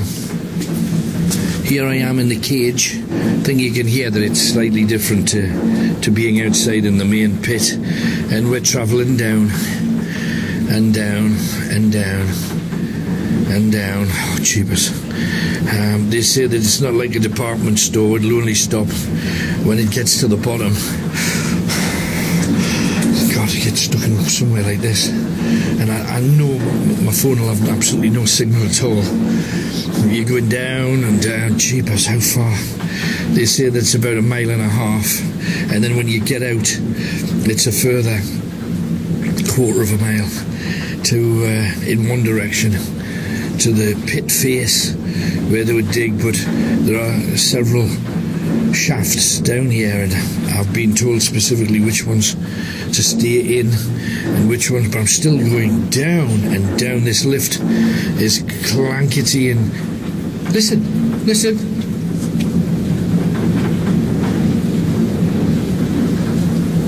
could have sworn. Listen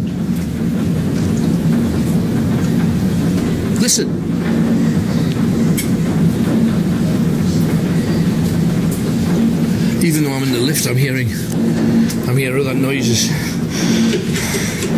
God, my heart's going 10 to the dozen.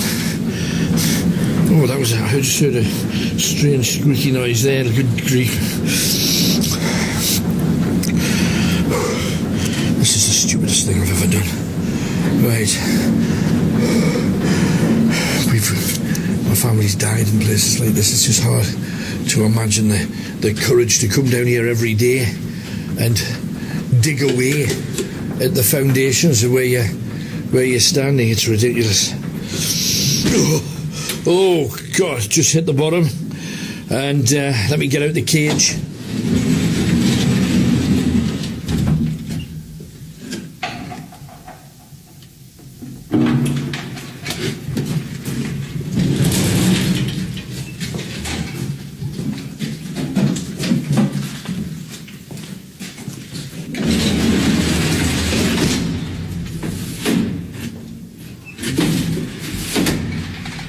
Now out the cage. Well, there's even more water running around here. I know, Alan, in the distance. Hells, what's that? It's just black. Pitch black. Could have sworn I saw a figure there. But I'm now down the bottom. I'm right at the bottom of the shaft. Listen. I've got my hard hat on. And I'm just hoping that I don't need it. Some of the roof areas have got just bits of stone hanging out as if they could fall at any moment. But let me tell you what they used to do down here. At the time of the disasters that occurred here, there were colliers who actually cut the coal. There was about 130 odd of them, and every collier had a couple of hurriers with them, they were called. The hurriers would remove the coal. There were also horse drivers, small... Jesus.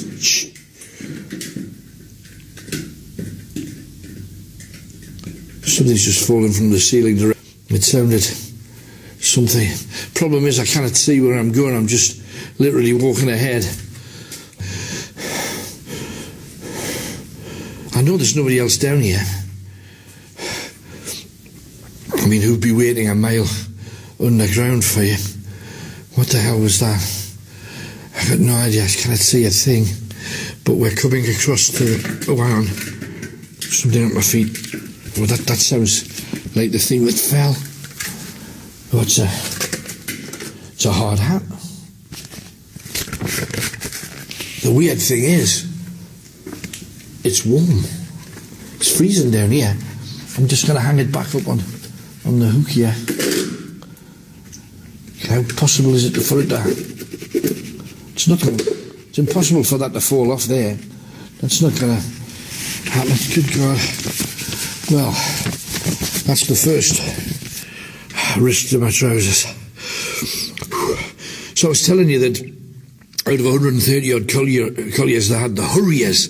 Now, what the hurrier did was remove the coal. And then they had pit ponies and maintenance staff making sure there weren't anything falling. Young boys as young as 9 were down here to open the doors to allow wagons to pass and then close them to make sure that the ventilation was maintained. The air circuit was 3 miles supposed of air that you could breathe. And the draft was created by that furnace I told you about. And it fed with fresh air for about 70 yards from the upcast shaft, heat rising, and you can understand their thought. Everybody knew that this mine was in dangerous. Shh. Just hearing noises behind me now. I'm heading towards the main shaft, and all you can see in front of you is just complete and total blackness. And how did that hat fall off the bloody hook? It's on like a major hook, and it's the stuff inside the hard hat, because they're like old hard hats.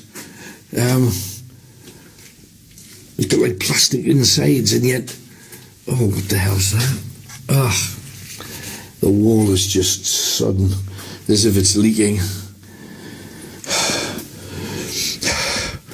Now, I was told that if you hit a patch of gas, you would feel giddy, and you'd feel like you want to faint.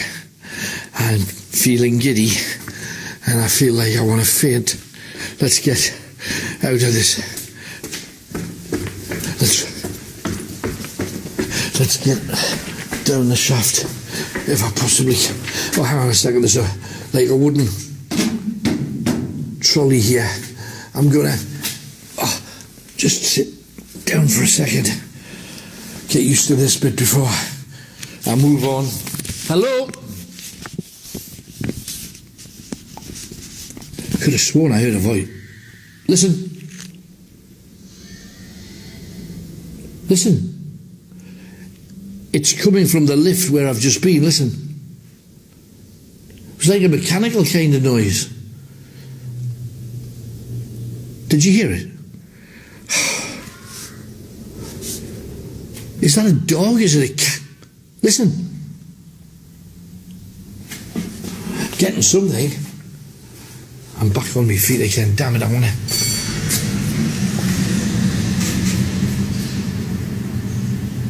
What the hell's that? Is that the lift going back up? Hang on. Shh. Oh, the lift's going back up. I don't even know how you summon it. Do you not need somebody to summon it? The lift's gone back up. That's not funny. Oh, God. The lift... What the hell's that? If there's somebody there, that's not funny. Show yourself. Show yourself. Oh, good gracious. I'm hoping that's just in my head. Feeling giddy and faint. That's the words they use for this place. No heart's beating at 300 miles an hour. Unbelievable. Oh, what the hell was that? And the lift's gone. How do I get it down again?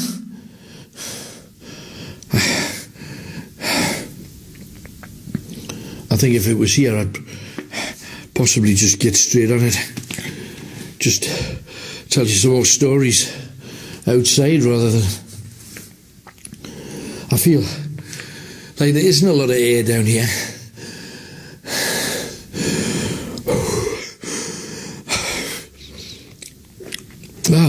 My mouth's full of... Excuse me. I have to spit. Just spat on the ground and my spit's black.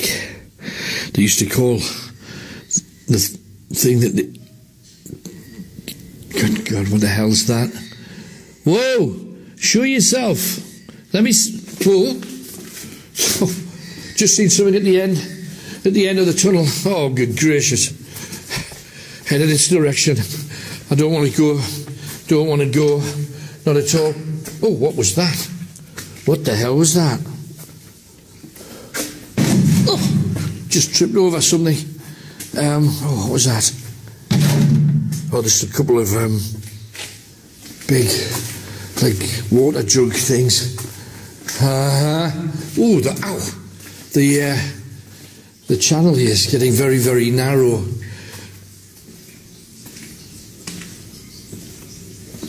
Dripping with water down here too. Can you hear it?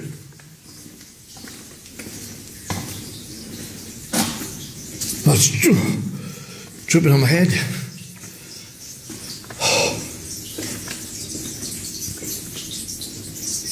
Listen to that.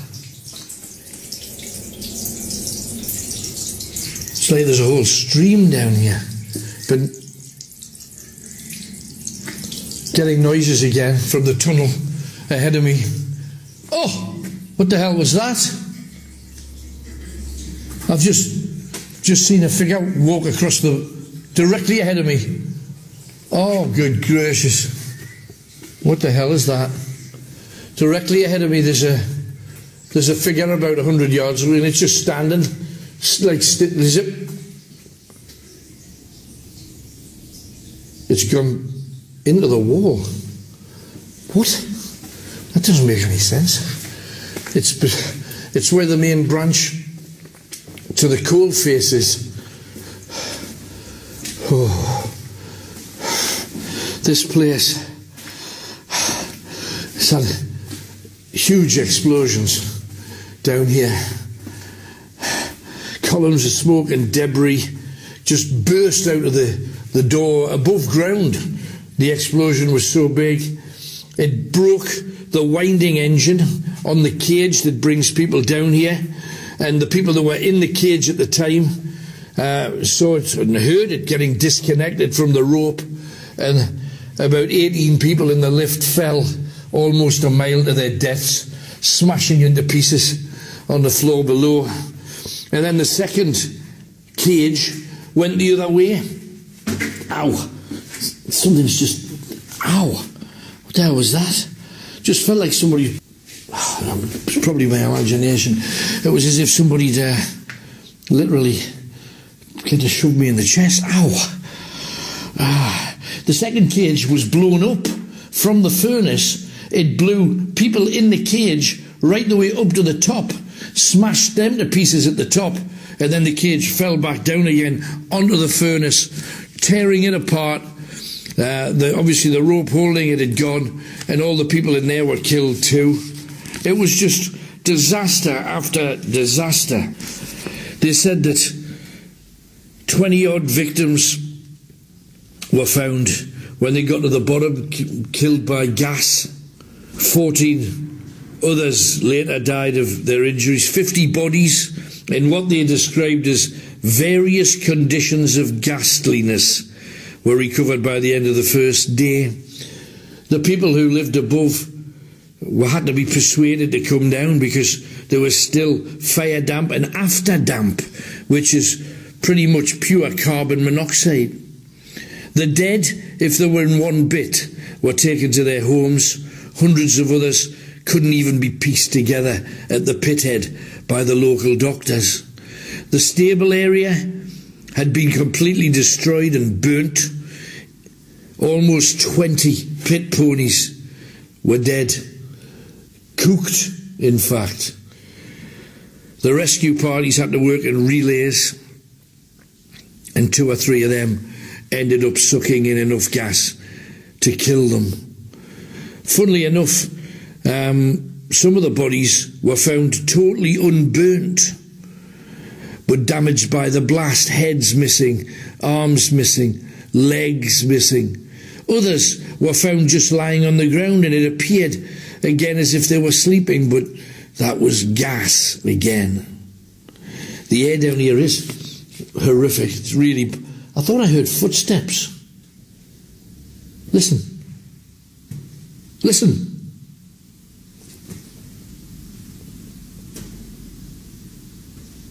Can you hear that? I'm sitting down. This is my feet. What the hell's doing that?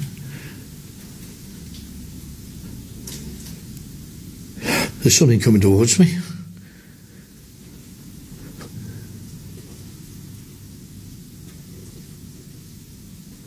Ah! Jeez! Whoa! There's... Oh! Hang on.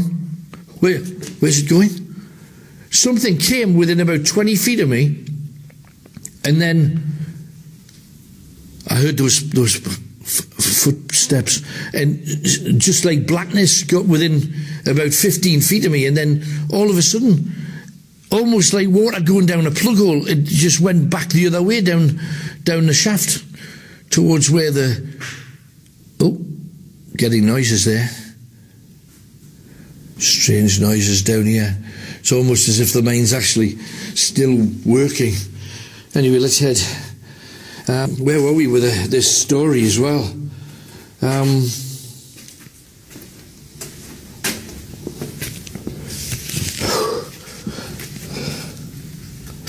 Along here is where the pit shaft is actually supposed to be. I think that was me. I think I knocked into a piece of wood that just landed. I think that was me. Oh, that was me. Oh, listen. Did you hear that? Just got a clangy kind of noise. Hello? The walls on each side are just rock and boulders that's held together with rotting wooden joists holding them up. But when... As I say, there's been a number of explosions, but... What? Keep hearing noises. How can you hear noises from... I'm a mile below an industrial estate and a few houses. After the explosions, there was recovery attempts, and they would check to see if there was choke damp or... Whoa, hang on. Behind me again, I heard... You know that noise, like when I was close up to it and I said I'd bumped into some wood? Something else has just bumped into some wood. Terrified. I'm papping my pantaloons down here. This isn't funny. Oh, look at... Hang on. Spider juice. That spider was the size of your hand. Oh, God, when you look at the walls, it's crawling with things. Oh, good gracious. Just hit my head. Oh, this isn't funny. Ow! Getting some scraping noise from the other end. Stopped again. I'm being played with. It's just, they said it was a quarter of a mile to the main shop. This is just stupid. There's stuff all around me. There's a noise just off to my left hand side there. Listen. I'm sitting here, I've got a pile of papers in one hand and my microphone in the other. I can't do any of this. What is going on? And so when they came in, they asked for volunteers to come down and start recovering the corpses and the bits of bodies that were left kind of fired around the place. And some of the men refused to go, and the locals were calling them cowards for not wanting to get in. I don't think they were cowards at all. One of them, his name Woodcock, said, I found the air had followed us and turned upon us, and we revolted again. We were sucked backwards and forwards as a consequence of this gas. Listen.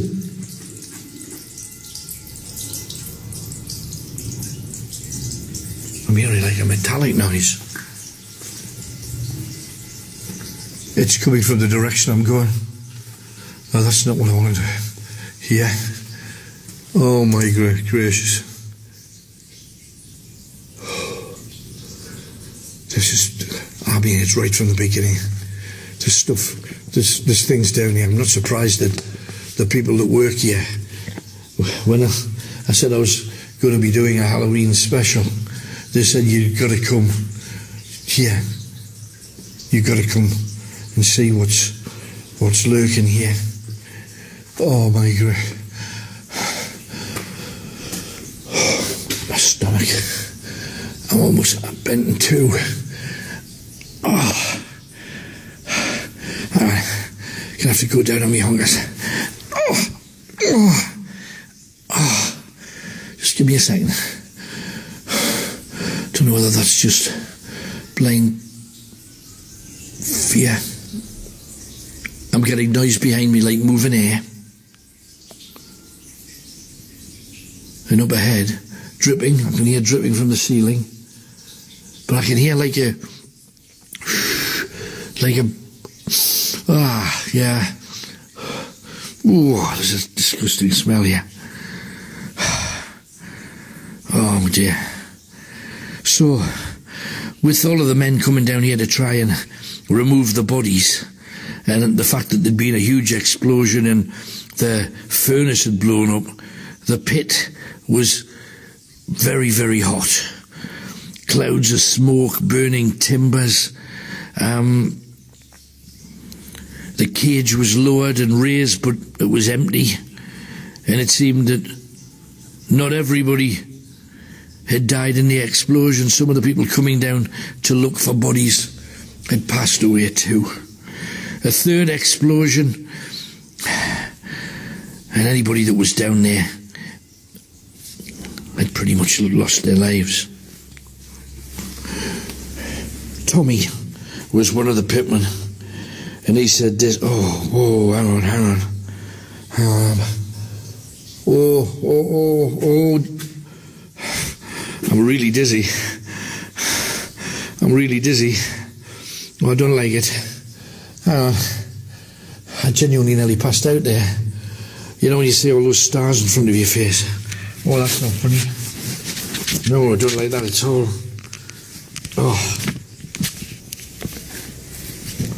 Oh, directly behind me, there's a noise. Don't hurt me. I'm just here to tell you a story. Don't hurt me. Oh, God, the stench is unbelievable. Now, Tommy said one shaft had filled up with earth, rubble and rubbish. The other had a wooden scaffold held up by wire ropes, but it had crashed down. Then, on top of that, was the metal cage with body parts just dripping out of it. I remember stepping into something, and when I looked down at my feet with my miner's lamp on my head, I saw that my foot was inside the face of one of my friends, whose body was in pieces at my feet. There was a stench of gas, and I quickly turned my lamp off that I was carrying in case the gas took me too. There were a lot of widows back there in the 1800s, and the widows would receive 10 shillings a week, 5 shillings from the government, 5 shillings from the miners' union, was the equivalent of about 60 quid in modern parlance. That's all they got a week. She also got 2 shillings and sixpence, which is 25p, for every child under the age of 13. And if she remarried, she'd get a bonus of £20. Now, £20 back then is the equivalent of about £2,300. But all of her other benefits would cease. But it was a launch for her with her new husband for a new life. The bodies continued to be recovered, And for every 10 bodies that they brought out, somebody else would die. They tried to find out what was causing it. It was gas. It was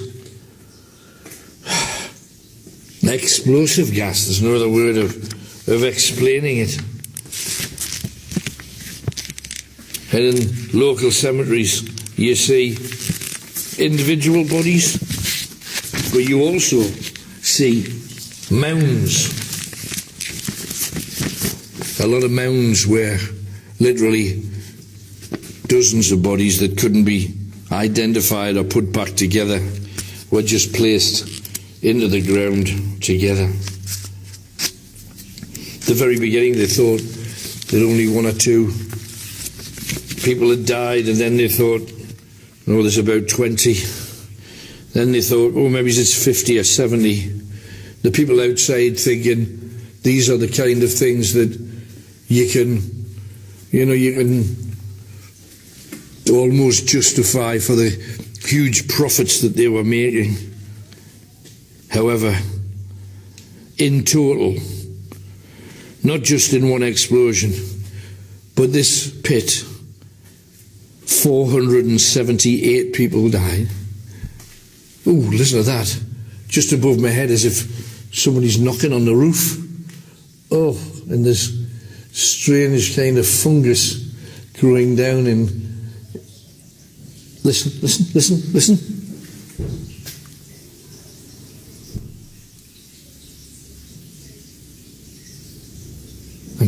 I'm hearing people talking down one end behind me. I'm hearing thumping directly ahead of me. Jesus! That was 50 yards ahead of me. And that's the direction I'm supposed to be walking. Oh my God. It's like I'm being stalked down here. And what's this? Something lying across the I don't know what that is. Like a wooden kind of... There's wooden trolleys to my left-hand side. These big strapping things with wheels. At the present moment you can see spiders' webs covering pretty much all of it. But scary. God, it's scary down here. I've got to still get to the coalface. They've said that people have got their hands trapped in some of the machinery down here, and instead of damaging the machine, they would just cut the man's hand off, rather than damage a machine that's worth more than a year's worth of work from some of these miners. The stories, I'm going to read a little bit out of a newspaper here. Mine workers wearing pumped air breathing equipment similar to that used in diving bells entered the colliery to recover bodies. The first they found was a man's legless corpse. His lower body had been torn away. The dead man's insurance company had come under attack because it said it would not honour his £1,000 life insurance policy. That's the equivalent of $1 million in modern day parlance. At the pit face, there were women and children waiting for their men to come out, hoping and praying that they hadn't been killed. And the people down there, even those wearing kind of rigged oxygen equipment, were suffering. They were coming up, and many of them would have to wait for months without any pay coming in. You can imagine them just dropping everything, the washing or the cooking or whatever they were doing, to come to a place like this to see what their ouch, damn it, to see what their whether their husbands were alive or dead. Terrified. I'm about 40 yards from the front, and the ceiling's dropped another foot or so.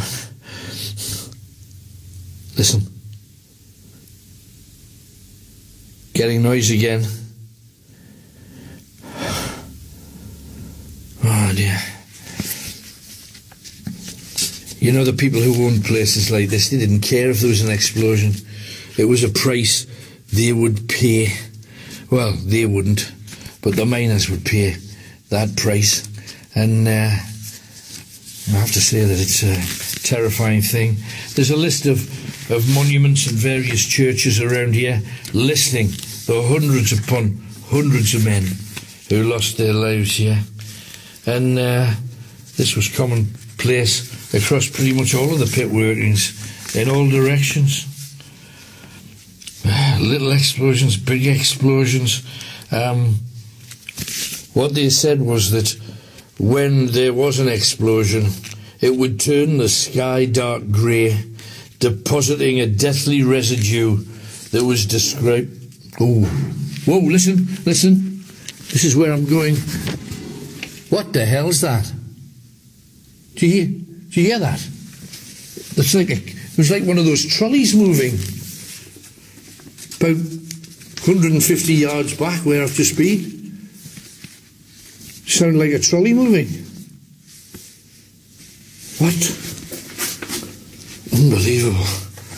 What the hell's going on?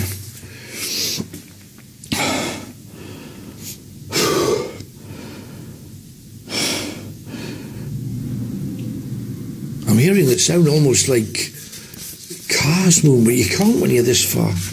When you're this far below ground. Ooh. Unless it's something else moving around down here. Just kind of. Unless the shaft doors are open and you can hear out into the street, because you could for the first 100 or 50 yards. They say it was 400 and odd people that died here. But occasionally little children would go missing down here. Some said that they were being hurt by some of the supervisors taking advantage of small children, something that sadly still happens to this day. But, right, let's get to the pit face. Here it is. That's a coal, and is about... I'm about 5'10". It's probably 4 feet of black here, coal, to be dug out. About 5 feet. At the time when the pit was happening and they were hacking away and I had those hurriers to carry the coal out, it was 8 foot thick in all directions. But so here I am. This is where people gave their life to old King Coal, right here. Listen. Now what the hell was that? I'm still hearing little bits. Listen. Was that one of those trolleys? Is it rolling towards me? You cannot move them without there's coal on them and hundreds of spiders. That sounded like the trolley was coming, because there's a track beneath my feet here. Oh. God gracious. This isn't funny. Alan Robson, the Nightowls. I know we got to take a break. I'll be back after this. Views of the coal mine in North Wales depict the scene of the terrible pit disaster involving such tragic loss of life. A big explosion in the Gresford colliery near Wrexham in the early hours of the morning occurred when 400 men were working below. Of these, 200 men were able to make their escape to the surface at once, but the remainder were trapped. And it is from these victims that the ghastly death roll is composed. The exact figures cannot yet be accurately computed, but the scene at the pit head, as news is anxiously awaited, tells its own story. The deepest sympathy is extended to the bereaved from the whole country. Alan Robson with you now. It's our... Do you hear that? There's so much going on down here. It's louder than on the street. And there's water beneath my feet here. Soaking. Nasty.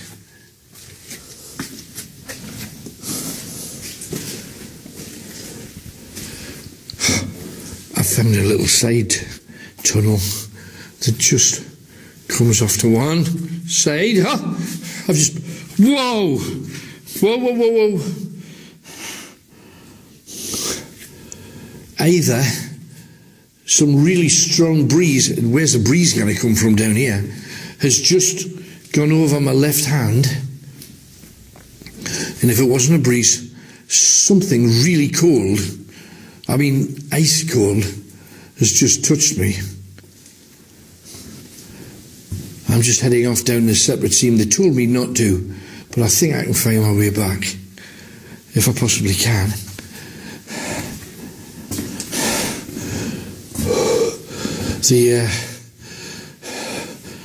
Oh, that was weird. When I breathe, it's almost like it's taking shape or something.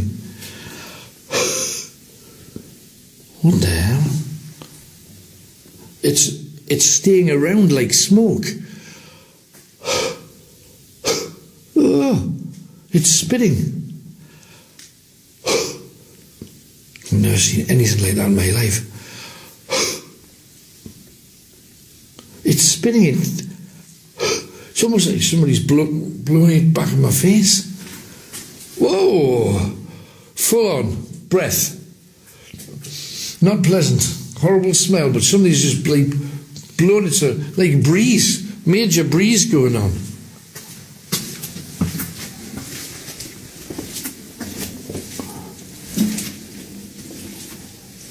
Which way did I come? Did I come down here?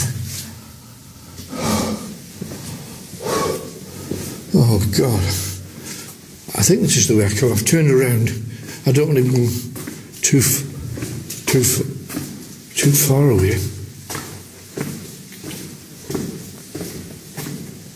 Where's that? Where's the cold face? Oh! Just heard a noise. Oh, listen to that.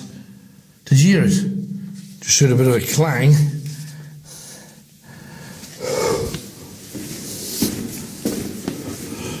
I think I'm a bit lost.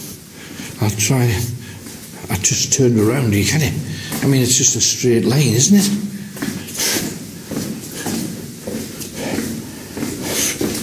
How many thousands of people over 200 years of coal mining have walked down here, and all of those ones that lost their lives, the ones that we know lost their lives, the ones that we have no idea about, and some of them apparently were just walled up. If somebody died that was like a traveller or didn't have any family about, or sometimes if a child died, they'd just stick them under some rubble and press on, chuck them out like some of the rocks that weren't coal. That's the thing. Amazing. I still am not sure where I am. It's just black, but in the middle of the black, you can almost hear something else.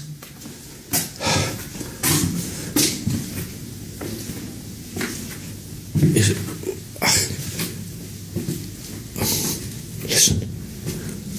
Listen. Did you hear coughing? I'm sure I could hear coughing. Wouldn't surprise me, but I feel like a bloody good cough too. There's stuff on my lungs, I can feel them.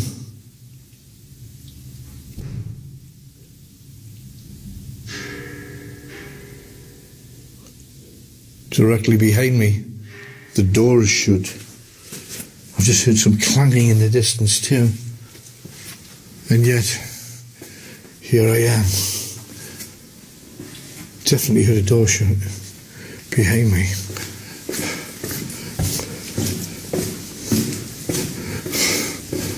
Could that have been the lift?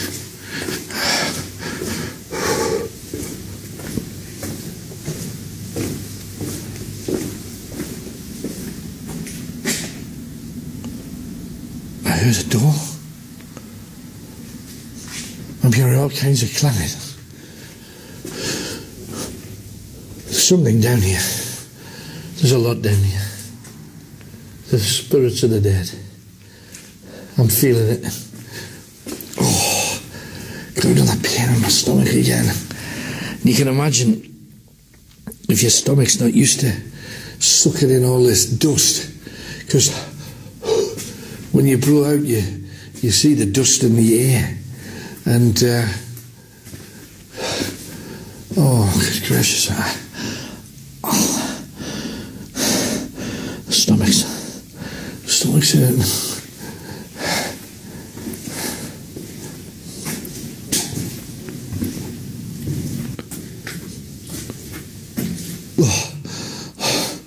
Oh, my stomach. Oh.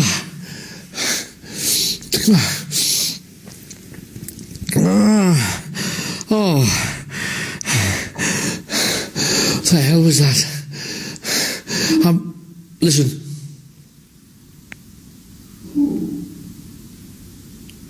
You know where that noise came from? There's a black cloud. Oh, what was that? Just seen a little burst of light on my left-hand side. That was clear as day. I'm hearing noises as well, like machine noises. I saw a little glimpse of light. Listen, it sounds like a horse noise. It sounds like clip-clopping in the distance. Listen. I'm alone down here, and this place is... just seeing a bit more light flashing there.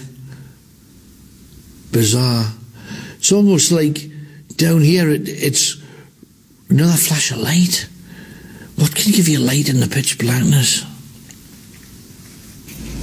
Oh, jeepers, there's another swoosh of air that's just rolled down past me. I can't believe how it is. It just whoosh. And you feel the air moving past you at a rate of knots.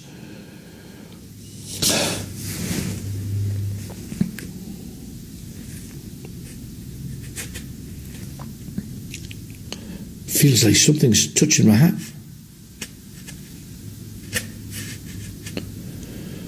I can hear it. I don't know whether you can.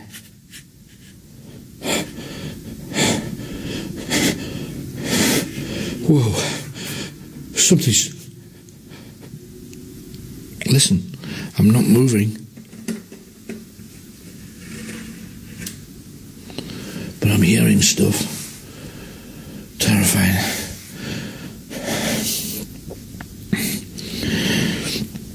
Oh, that felt like somebody touching my cheek. Oh, that wasn't nice. But it was kind. Thank you. Didn't hurt me. Didn't hurt me. Thank you. Just seen a glimpse of light again down here. Oh, I don't recognise where I am now. This leads to the place that... oh, hello. That leads down to the face. I've found it again. And which is the way out from here?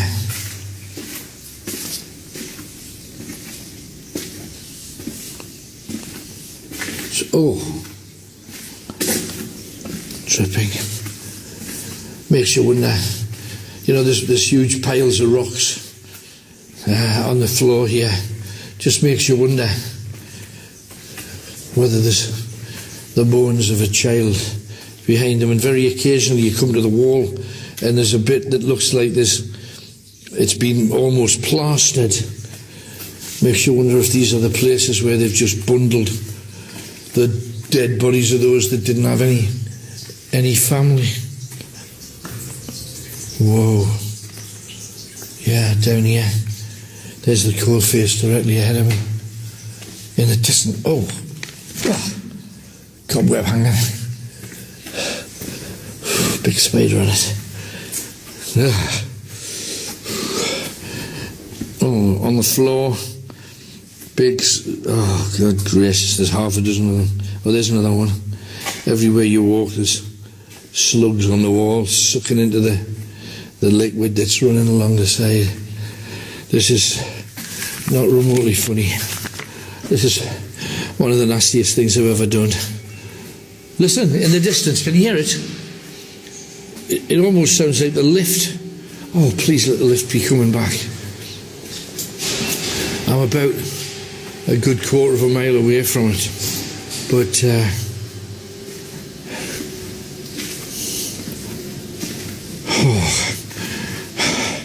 I might actually try and head in that direction as we speak. See what we can get. I'm going to head back. Was it... Oh, hang on. Was it to the left? Or was it to the right? I'll try the right. It's along here somewhere. I found the face. I just can't find the route to the way out.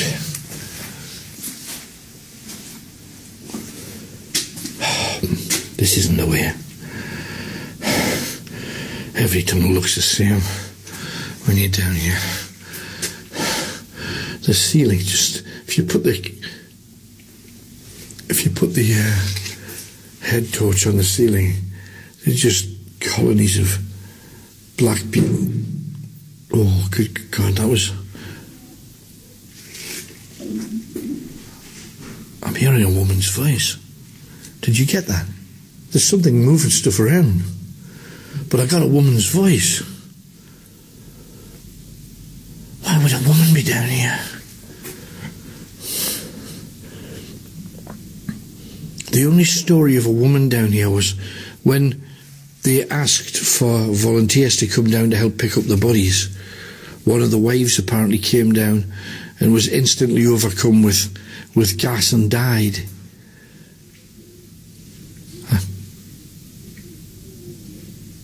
I can hear people talking at a distance.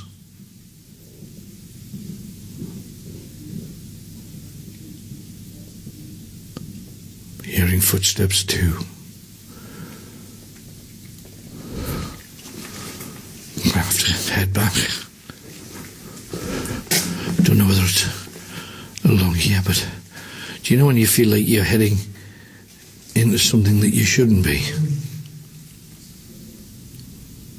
Did you hear that? There's a man's voice down here. I heard a woman's voice before. I'm hearing a man's voice now. And can't imagine. I can't make out what they're saying, could you? But we're getting voices now for the first time. Proper voices that we can actually hear. Don't know where the female voice came from, but I did hear it. Listen to that. Oh my good gracious. I was making a bit of a scrapey noise in the distance. When I walked past those trolleys, I mean, they were fused. They were completely rusted and frozen to the spot. There's no way those tubs are going to move. And it had a load of rock on it, you know, like coal, as if ready to head out there and get treated to be then sold to families and taken out to. I didn't like the sound of that. So I'm moving away to. I'm sure that my breath's doing that coily thing again. I can't believe. I was sure that the lift shaft was along here, but I can't see it at all. Oh, blimey, there's a locked gate here.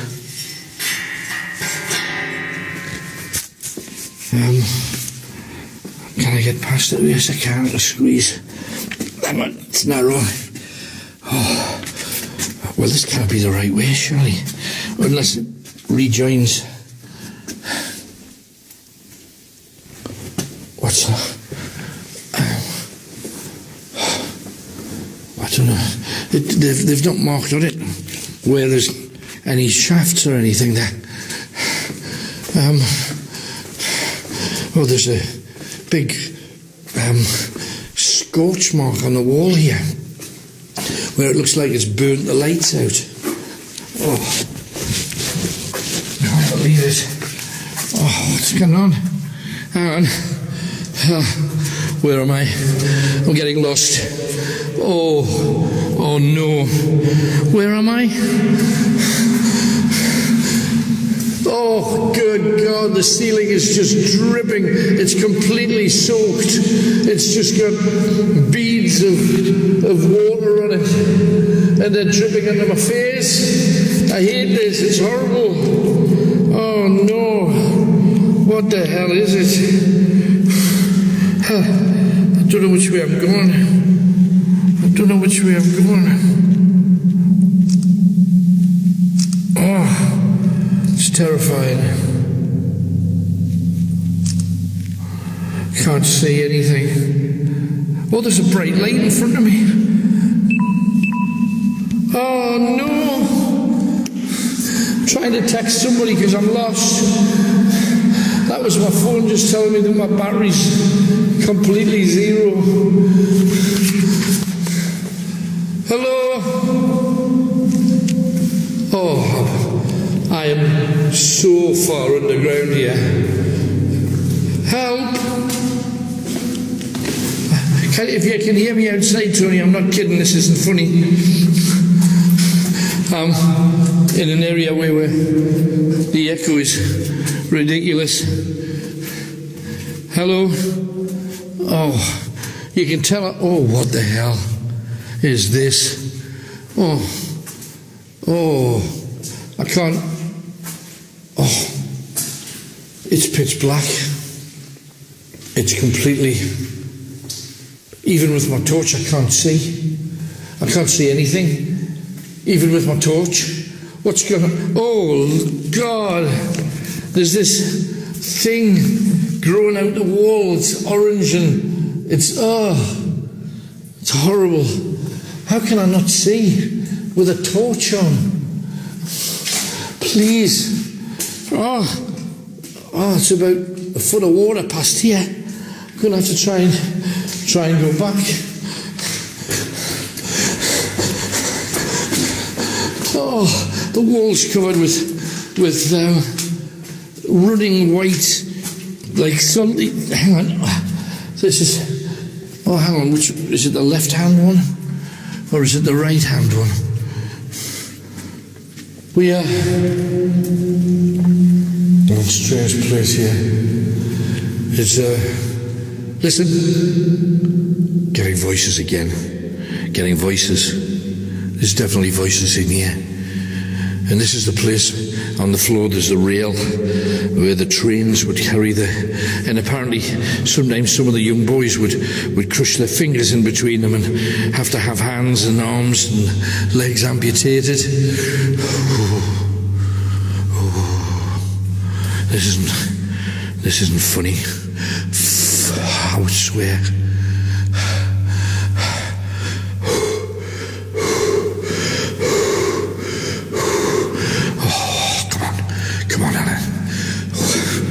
Turn back. Do I go back this way? I don't know which way we're going.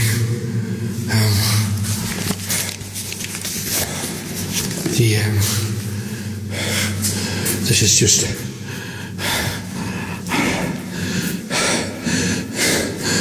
I don't know what to do. But they know I'm down here.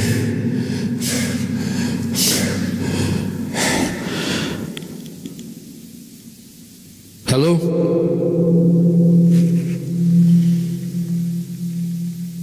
Hello?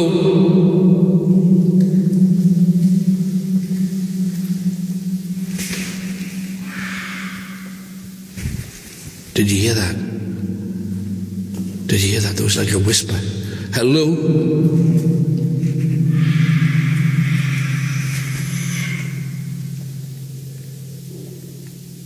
Getting footsteps. I kept hearing her. kind of like a breathing thing. Hello? Is anybody there?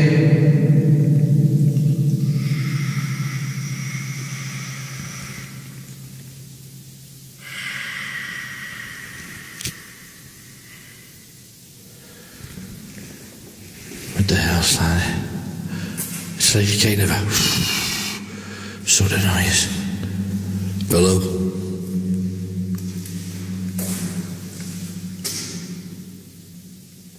Getting a glimpse of light. There's water dripping down from the ceiling. Obviously the walls here have been patched up, but the wood joists are a lot worse along here than they were in the main part of the tunnel. Don't know whether you've realised how sonorous and echoey this particular place is, but I'm getting the odd noise.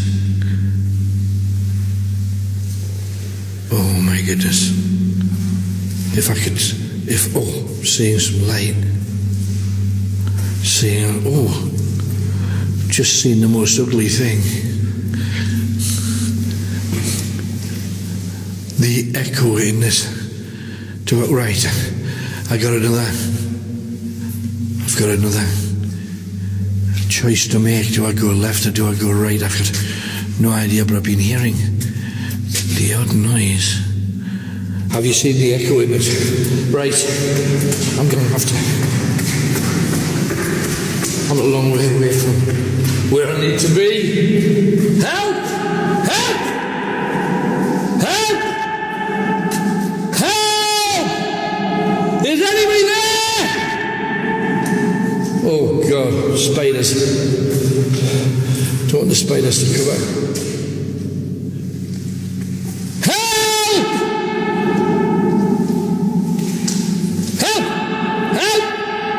Come on.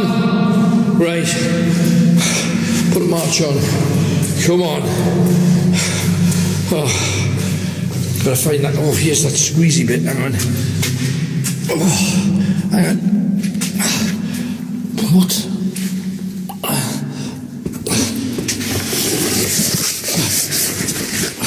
I got through here quite easily though last time. Oh, what the hell?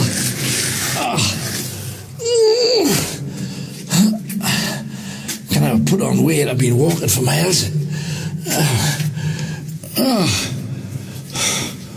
Oh, come on. Is this the way? Oh, God, that's another tunnel. Come on!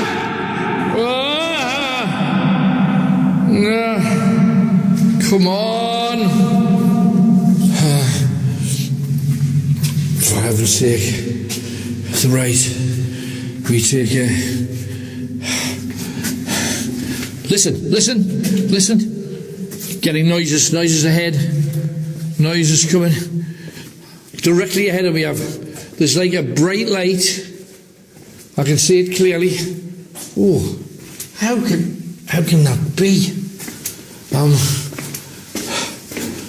There's some more markings on the wall where there's been an explosion, and there's more heaps of rubble about where people have been.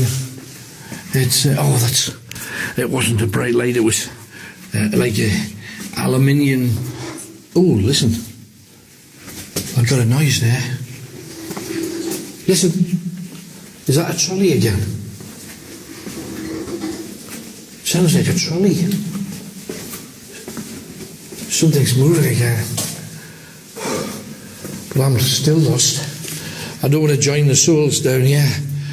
Absolute respect to you and respect to anybody who's been a coal miner. If you've got coal miners in your family, give them the utmost respect, because this is just ridiculously scary down here.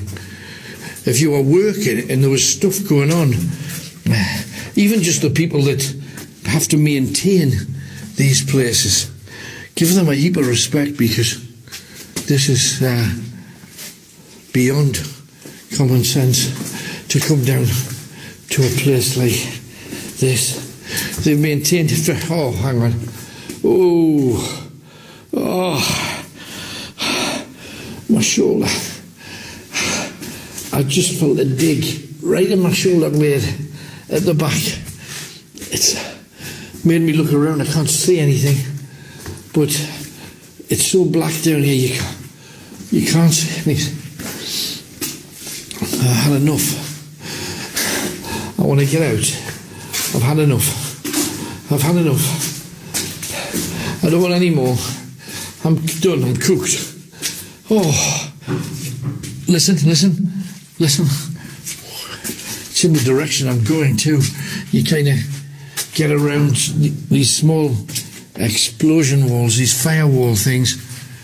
A little bit of blue light. What is that? Please don't let that be fire damp or after damp or any of these other... Oh, good God, just above my head there's a hole. Looks like a brick could easily fall down there. And there's something down here that's just threatening. Just threatening. No more. I've had enough. Get me back to whatever's down here. Okay, happy. I've shared a little bit of time with you. Thank you very much. No more, please. I've had enough. That's it. A quarter of a mile, but I've now got to walk past where that big noise happened. I ran the opposite direction. I'm going to go around to where it is. I can still see the swirl of... Oh, there it is. The big swirl of blackness that I've got to go through. The puddles are getting deeper underfoot. And that's it. Oh, here we are. Here's the... oh, God. The lift's down as well. Listen behind me. Did you hear that? The lift, I'm right beside the lift. Listen. Oh, right, hang on.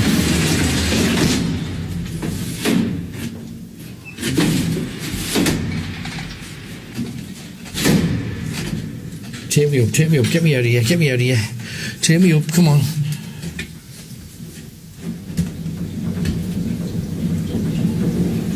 And we're going up out the darkness, leaving everything down there exactly where it should be. These places are scarred. And for all of those people that doubted, the miners that said that they'd seen things down here, and the guys that made, oh look, oh, it just feels good, you can, the air, soak that in. Oh, that's so much better. Oh, for all those people that have said that they've seen stuff and nobody's believed them, I absolutely believe you. I've seen stuff down here. I've seen figures, I've heard voices, I've noises. I hope you picked some stuff up at home. I hope it's not just me. We're getting up. Oh, and the air's getting better every step we get. Getting better. Oh, nice and slow. We're coming up to the surface. I got a right sweat on. Feel sick. I'm scared rigid.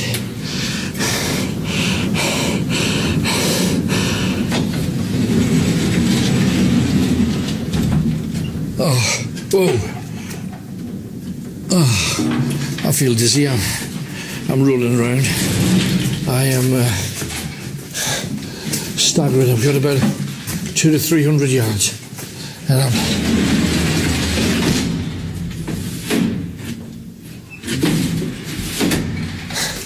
I'm done. I'm swaying a bit from side to side. Can't believe it. Nearly there. I've never felt so completely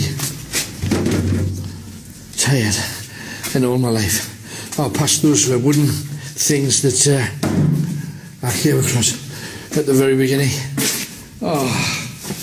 And there is the door. The door's ahead of me. I'm completely cooked. Let me get outside. I am completely and utterly finished. Let me try the door.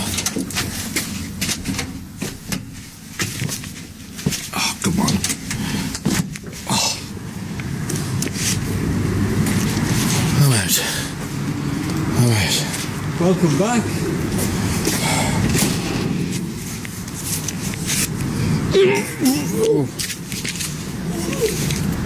So you need to just take a breath. Take a few breaths, yeah. Oh, excuse me.